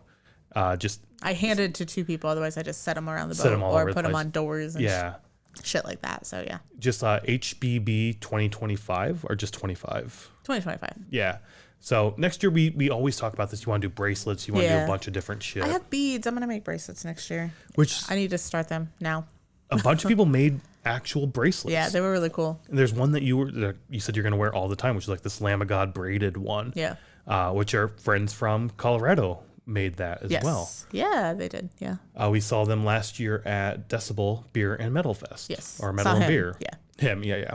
But other than that, there were also like the Live Strong plasticky bracelets as well around. Yeah. A lot of people made those this year. Yeah. We got a bunch of those this year. Yeah. We'll put a photo of all of our trinkets up as we'll put a photo. And then we got the normal, normal cruise things that are like the little teeny tiny figurines that they put all over the boat and stuff. Yeah. Those bracelets though, real quick. One thing somebody handed us or gave us was a ring of that same material. You liked that. Yeah. That was really, really cool. It's too big for any of my fingers. Oh, really? Yeah. So it fit pretty well on my fingers. Yeah, I figured. Yeah. I did like that. And it was just sort of the same thing, like HBB 2025 on that. Really cool, sort of. I never thought about doing a ring out of that. Yeah. It's just something different. Yeah. But then, those little ducks or little figurines around the boat. All the little figurines, yeah. But yeah, other than that, the other little figurines were like little dicks all over the place. Somebody made like 3D printed dicks. And that's one thing I noticed this year. A lot of 3D printed shit. Yeah. Which is kind of cool. It is. I never thought about that. Yeah. I've always wanted to get not always, in the last year, I've wanted to get a 3D printer. Yeah. But I never thought about doing that. We're not doing that. Somebody had like a 3D printed octopus. Yes. Which was really, really cool. Which actually had like moving. Yeah. So we got one of those. A bunch of stickers as well that we're gonna put on our cooler. Our cooler now. Yep. So that was really cool. A couple magnets, ticket stubs. Oh, people make ticket stubs. We got 3 different ticket stubs this year, which was super fucking cool. That's really cool. It'd be cool if people can do that again. Yeah, that's really cool. Yeah. I didn't even think about that. Yeah. Like you don't get them anymore. No. Yeah. And these are really cool. We'll put photos of this up. Yeah, we'll put photos of all this stuff up. So that was really cool. Necklaces. We got like the beaded necklaces. Our old cat would have fucking loved. Oh yeah, she would have loved those. That would have been her thing for sure. Yeah, just so many trinkets this year. We got a lot. We need to figure out what to do with them because I don't want to like get rid of them. But I don't think we got any picks though. I don't think we got a pick. Really? Last year we got a couple picks. The first year I think we got picks. Well, we got the Randy picks. Yeah, they haven't done that. Lamb of God hasn't done that since the first year. No picks. I don't think. Yeah, no. Interesting. I know some people were throwing out picks. Yeah. You were, for instance. Yeah. But yeah. I didn't throw them. I got nervous throwing them. I wanted to throw them, but I was like, oh, I don't know. Sorry, my cat's over here. He's ready for dinner. We're gonna wrap up soon, and if you just calm down, let us finish, you'll get dinner faster. Otherwise, you're making me nervous with your bites. Anywho, the other sort of trinket or knickknack that we got that we didn't really talk about is this one right behind your shoulder here. Oh, shit. You got this while I was getting coffee. I was getting coffee too because you're only allowed one. So Oh yeah, you always had I to was order getting with you me. one Yeah. with you. But we're standing there in line for coffee. A few times through the boat, people would walk up, "Hey man, I love your vest. That's awesome vest," and ask me questions about it. We talk about it, and it not necessarily became second nature, but it was always sort of like, "Oh, thanks," and then we talk or chat or hang out for a bit. So it was just an instant sort of reaction of, "Oh, thanks, man, so much." And I turn around and it's fucking Art Cruz who said that to me. And I said, "Oh, thanks," not thinking about it. And I looked behind and it's Art Cruz, like, "Oh shit, hey, huh." And like I was just struggling. So you got like tongue tied. Yeah. And he's like, "Dude, I love your vest. Here, I got a gift for you. Or I got something for you." And he had a stick. He pulled out a little Sharpie, signed it, handed me the stick. We did a photo and he bounced. He moved on. Our first ever drumstick we've ever gotten from a band or a show. Yep. And it's from Lamb of God. And it's from Lamb of God, yeah. On the boat. It even has Headbanger Boat. So we'll throw a close up of that. But that was kind of cool. That was fun. Yeah. I know, like, after he, like, kind of walked away, I was like, shit, we should have got a picture. We should have done something. Like, I don't know. I just wasn't really thinking. I did say thanks. I was like, thanks, Art. I'm like, you didn't have to do that. Yeah, no, I should have said something like that. I could have asked him a question maybe. Well, Like, you guys so, like, I don't know. like, honestly, I've thought about this before in the past, especially with Art. It's like, what would I ever ask them? I know exactly what I'd ask Art. And it's like, you're from LA. How the fuck did you play the drum line for the Seahawks? Like, how's that connection work? Like, that's the thing I want to know, honestly. But no, I was tongue tied and like I couldn't say shit. And as he's signing the thing, I was just standing there like a dumbass, just like staring at him, like, I'm just waiting for my gift. And he's like, I don't want to come off that way, but I kind of feel like I did come off that way. No, I don't think you did. But. It was weird, but it was cool. That was really, really cool. I liked that. The next thing, I guess, then along the lines of swag, the room swag this year, we got what? We got a fanny pack, a beanie hat, or a bucket hat. A bucket hat. A thing that you put on the back of your phone to put your credit cards in. Yeah, like a little card holder for your phone. A wallet thing, like this little fake leather wallet like thing. A passport carrier. Which I do like that one because I take my sort of field note leather wallet with me. I didn't take good notes this year like I have other years where I like write down what I do every day, how many drinks I had. I did not keep good track of drinks this year. And I like the aspect of this gift for that reason, or that swag item for that reason. But I wish there would have been like a pad of paper in there that we could have taken notes. Because I know Randy's really big into journaling. So like, hinting at like the whole journal aspect, like you could use this as a journal. So I don't know. I could see myself definitely using that wallet thing next year for this. My opinion, not the best room gifts. No, this year was not that good. No patches. Yeah. That was very upsetting. Yeah. I really, really like the patch sets we get every year, and there were no patches this year. So we may cut up a hat to put on your vest. On the vest every year I put like the Headbangers logo patch on the right side. That, or I really like the logo for this next year. Yeah, you I might try to do a custom patch of that. If not, cutting up one of those bucket hats because I'm not fucking wearing that bucket hat. No. The sunglasses though, we did get sunglasses too. We got sunglasses, yeah. Did you wear them? I did not wear them. I don't think they'd be good outside, but I was thinking those would be good at like a live show for the lights that I hate, where it's from the back of the band, like silhouette out into the crowd. Those could actually do probably pretty good. I put them on and I couldn't see anything, so. I might try those later on. Okay. We didn't get socks this year, so that's kind of cool. People love the socks though. I know. I don't get the socks. Yeah, I don't. We don't wear socks like that. Patches, though, I do wish they would bring back the patches. I should have put that in our survey. I forgot. Yeah. Oh, I forgot. We got the flag the first year. We got the bandanas the first year. The first year was so good. Like bandanas, patches, and maybe a flag every year. Like those should be the 3 staple items. Yeah. And then mix it up and throw other fucking shit in there if you want. The third day, put whatever you want. Yeah. So I don't know. The swag this year was not that great. The phone fucking thing too. I was like, what most people didn't even know what it was. I didn't even know what it was. Yeah. You had to tell me. Yeah, and even after you told me, I'm like, are you sure? Yeah. I don't know. I don't know if I would put my credit cards on the outside of my phone though. No, definitely not. No. Yeah. But weird. I know there's wallets you can get, like the MagSafe wallets that do it. They do. But this is like the 3M double-sided tape shit. Yeah. I don't trust that. Like, I don't know. Anyway, not the greatest room swag this year. Also wrapping up just real quick, we met so many cool fucking people. That was like one of the highlights. I mean, besides the house band, but I've seen everybody, people coming up to us saying they watched our videos or had heard the podcast.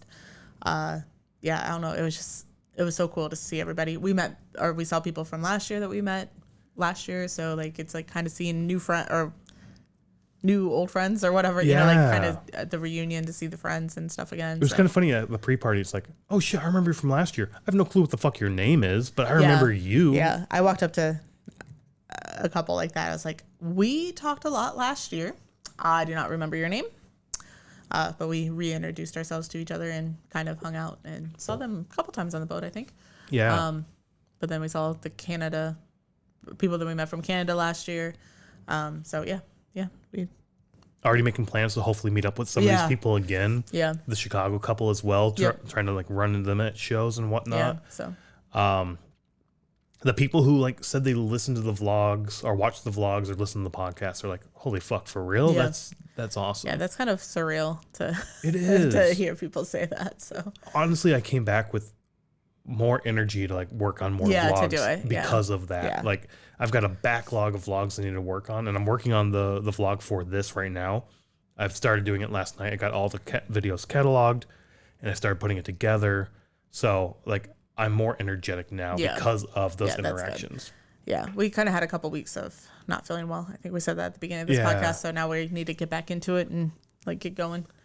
So yeah, that was like, thank you for everyone who came up and said hi to us. Thanks for listening. Thanks for watching. Say hi to us again next year, or if you see us at another show, just anywhere. Yeah.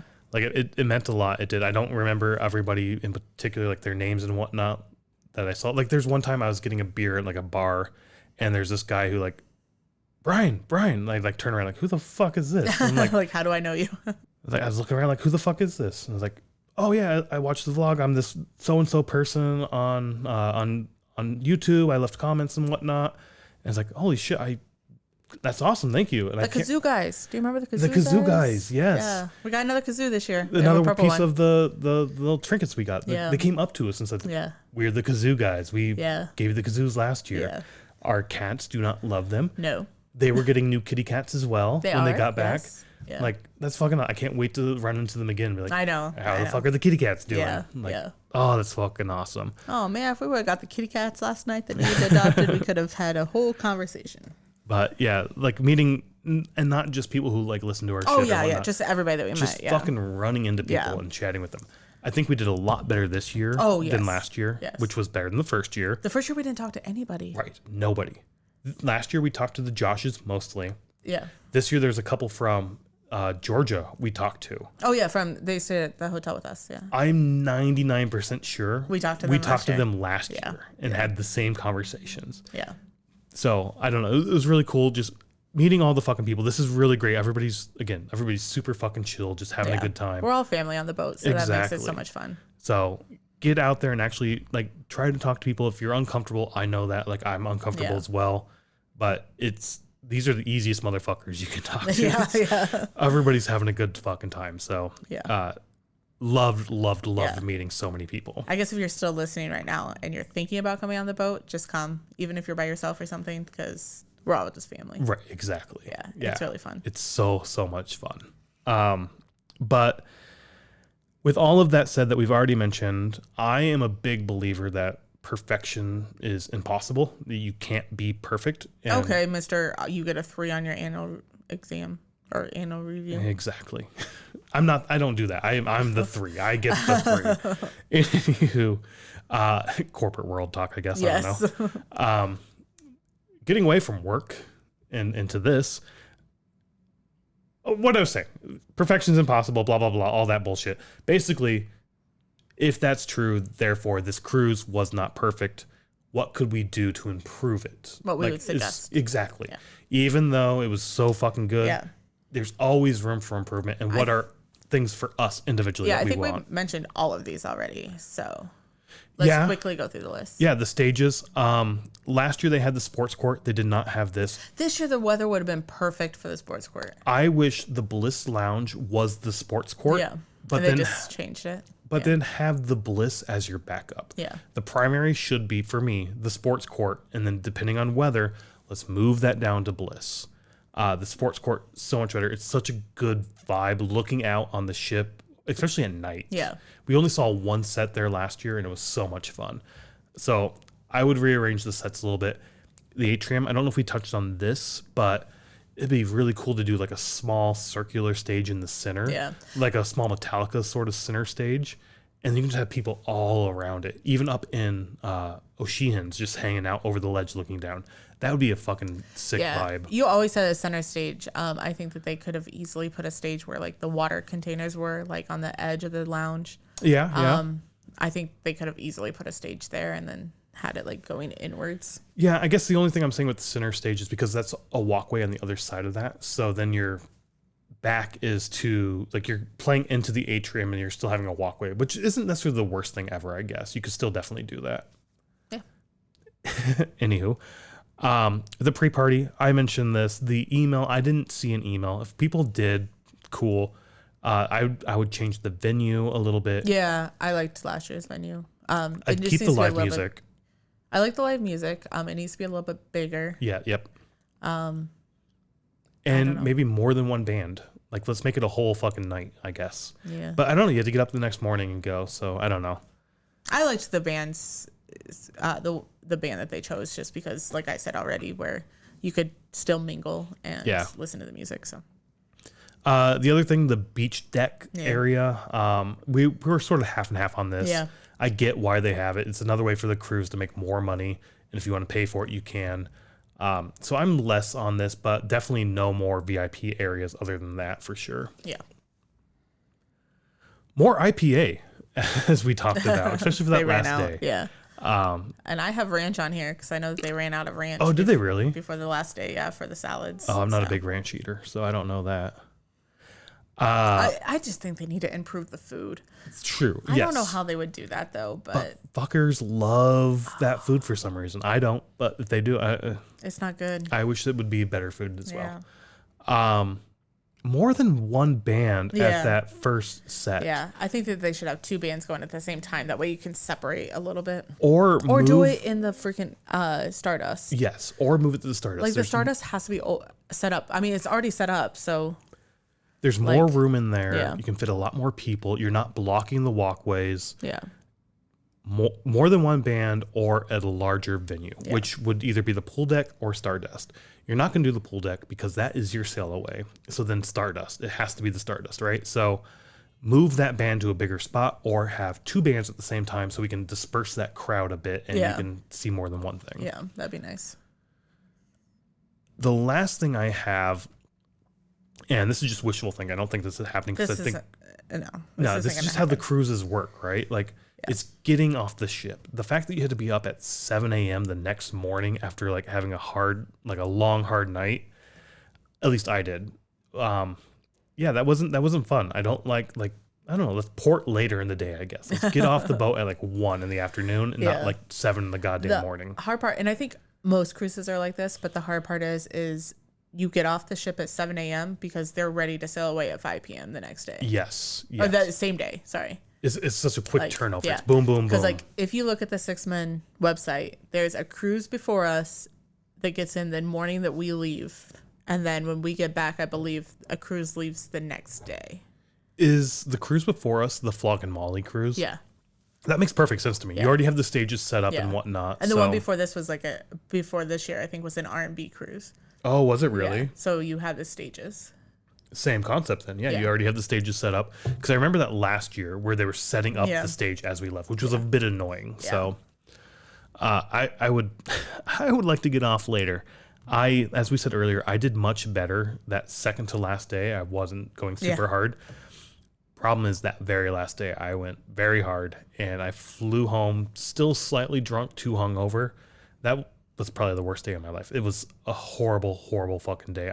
That was not fun. That was not a good fucking day. Nope. I was not having good times.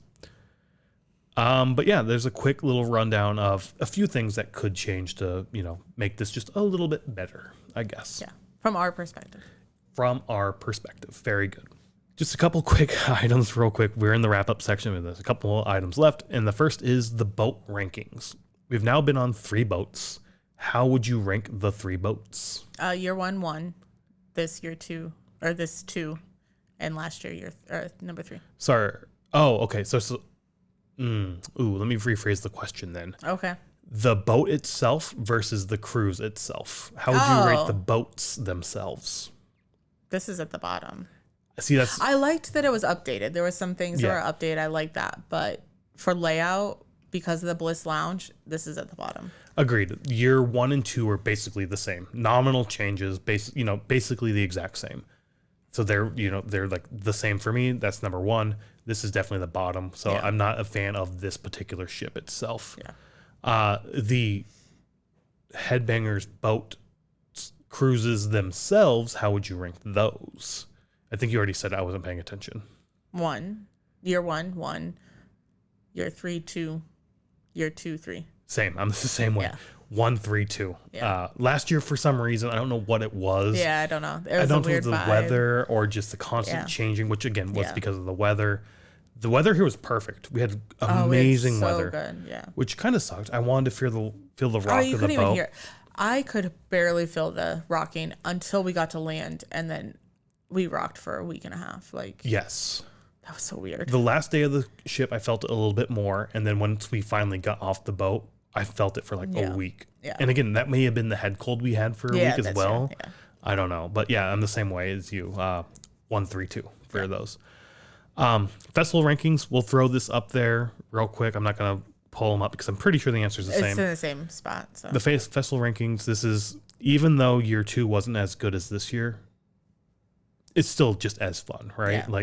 Because otherwise we're gonna have all Headbanger Boat and Milwaukee Metal Fest as all of our festival rankings. Right. So the only time we really differentiate them is when they are vastly different, open air. 16, 17, and 19. 19 was so different. This was just the same, and not all 3 of these Headbangers Boats are basically the same with minor tweaks between them. But yeah, this was again another great fucking time, and it's not going to move up or down on my list. Headbangers is second on my list. No, you don't have to pull it up. I'm going to pull it up. Third on my list. It was actually third on your list. Second on my list. Again, this doesn't change the ranking by But any we means. said this basically the top 4 for both of us could be number 1. Yeah, basically. It's just it's so hard to tell. So. It really is. Yeah. So yeah, not really changing our minds from festival ranking at all. But as we already said, they will be back next year for another cruise. It's not completely announced just yet who's all going to be there. But they are sailing from Miami on October 30th, coming back on November 3rd. And we're stopping at the Norwegian private island, which is the Stirrup Cay or something. Is that what it's called? Stirrup Cay, something like that? Stirrup Key. Sorry. Key. Yeah. Cay and Key. That all fits in right there. But on the boat is going to be Lamb of God, Zach Sabbath, the Dillinger Escape Plan, In Flames. Returning to the boat will be Guar, The Haunted, DRI, 200 Stab Wounds, and Ex-Cops, with more to be announced. A lot more to be announced. Yes. This year there were 16. This was the most they've had, I think, ever. So I'm expecting 14 to 16 again. Probably. Yeah. 200 Stab Wounds. Fucking can't wait for that. That's going to be so fucking cool. In Flames will be awesome. In Flames, yes. Somebody's suggesting that since Zach Sabbath's going to be there, just bring Black Label Society. Yeah. Just do both. Honestly, I would prefer Black Label over Zach Sabbath personally, but whatever. It's fucking awesome. Yeah. Other than that, there's not a whole lot that I'm excited for. Not yet. But I don't know The Haunted. I don't know DRI. I don't know DRI, Ex-Cops. I think is punk. Ex-Cop is just Guar. It's their side project. Oh, is it? Yeah, but they're making fun of that'd be funny. Cop brutality. I think it's very left leaning sort of mindset on I cops. might like that more than Guar. I think I don't like Guar. I think you would. They were at Reggie's last year and I wanted to go see them, but we didn't check it out. Yeah. I think you'll like that one. Yeah. But same thing, it's a satire on cop culture and cop reality and whatnot. Yeah. The private island, real quick, we watched a few vlogs on that. It looks really, really cool. It looks cool, yeah. I'm excited to go to the island. Yeah. You are on the Facebook page. A lot of people are not necessarily excited for that. There was just one post of people not being excited about going there, just because it's catered to tourists and not local area. All right, that's fair. That's definitely not local area. But Cozumel's catered to tourists, right? Terrorists. Like terrorists. No, tourists, sorry. Yeah.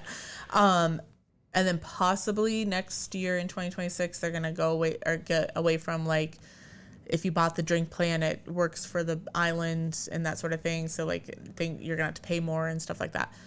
I don't know if that's true. That's from the Facebook group. The videos we've watched, it's all included. So they are all older videos. It makes sense that it would be included. It's their island, like it's their infrastructure. yeah.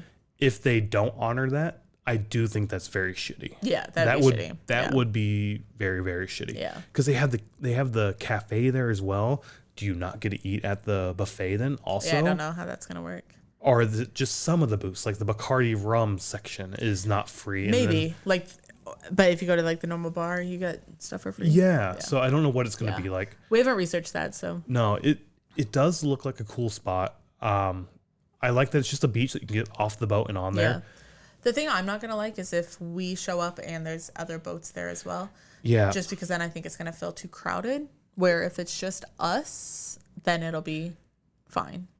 It seems like there might be just room for one boat at a time, which would be awesome. If this is like the Headbanger Island, that would be fucking awesome. Like Plant our flag, our skull and crossbone Headbanger flag on the island. Bury some treasure. That would be really cool. I guess that means the Randy beach cleanup's not going to happen. Oh, yeah, because he would have to clean up his own beach. Well, but not his own beach, sorry. But I believe just behind the area is not developed island. So it could be maybe the same. Somebody we talked to on the boat, I can't remember exactly who, maybe the Kitty Cat guy or somebody, I can't remember who said this, but there's a stage on the island. Or there can be a stage on the island. There's a DJ booth on the island as well. So DJ crews on the island or a band. Guar or any band on the island. Yeah. Like that would be fucking awesome. Yeah. We'll have to see what they come up with. But. Go to the beach in the morning, go check out a band set at like noon for lunch, then go back to the beach for a little bit, go back to the boat, see the Sail Away band play, probably Lamb of God again, I don't know. Probably. But I don't know. I'm excited. I'm excited for this. We're going to go again next year. Hopefully, we're going to go again next year. Oh, yeah. I think we're booking here in a couple days, so we're going. Our ETB is in a couple days, earliest booking time. Yep. So I'm excited. This year was a lot of fun. Highlight for me, as we already talked about, the Headbanger Boat Band, but also just fucking meeting the random people. Yeah. So much fun. Same for me, yeah. But another great fucking time on the boat. I can't see myself missing out on not doing this. I know. I want to check out other boats, but I don't want to miss this boat. I know. And we don't have the budget. We can't do both. Right. Yeah. So this is it's such a unique, fun experience. It really, really is. Yeah. So it's a lot of fun. If you're on the fence, definitely check it out. Or just check out any boat, or honestly, just check out any fucking music. Like this experience is a very unique, very fun. I don't know. It's just a great fucking experience. But the core of the experience, honestly, is the people and the music. And you're going to get that at almost any metal show. So go check out some live music. See you next year.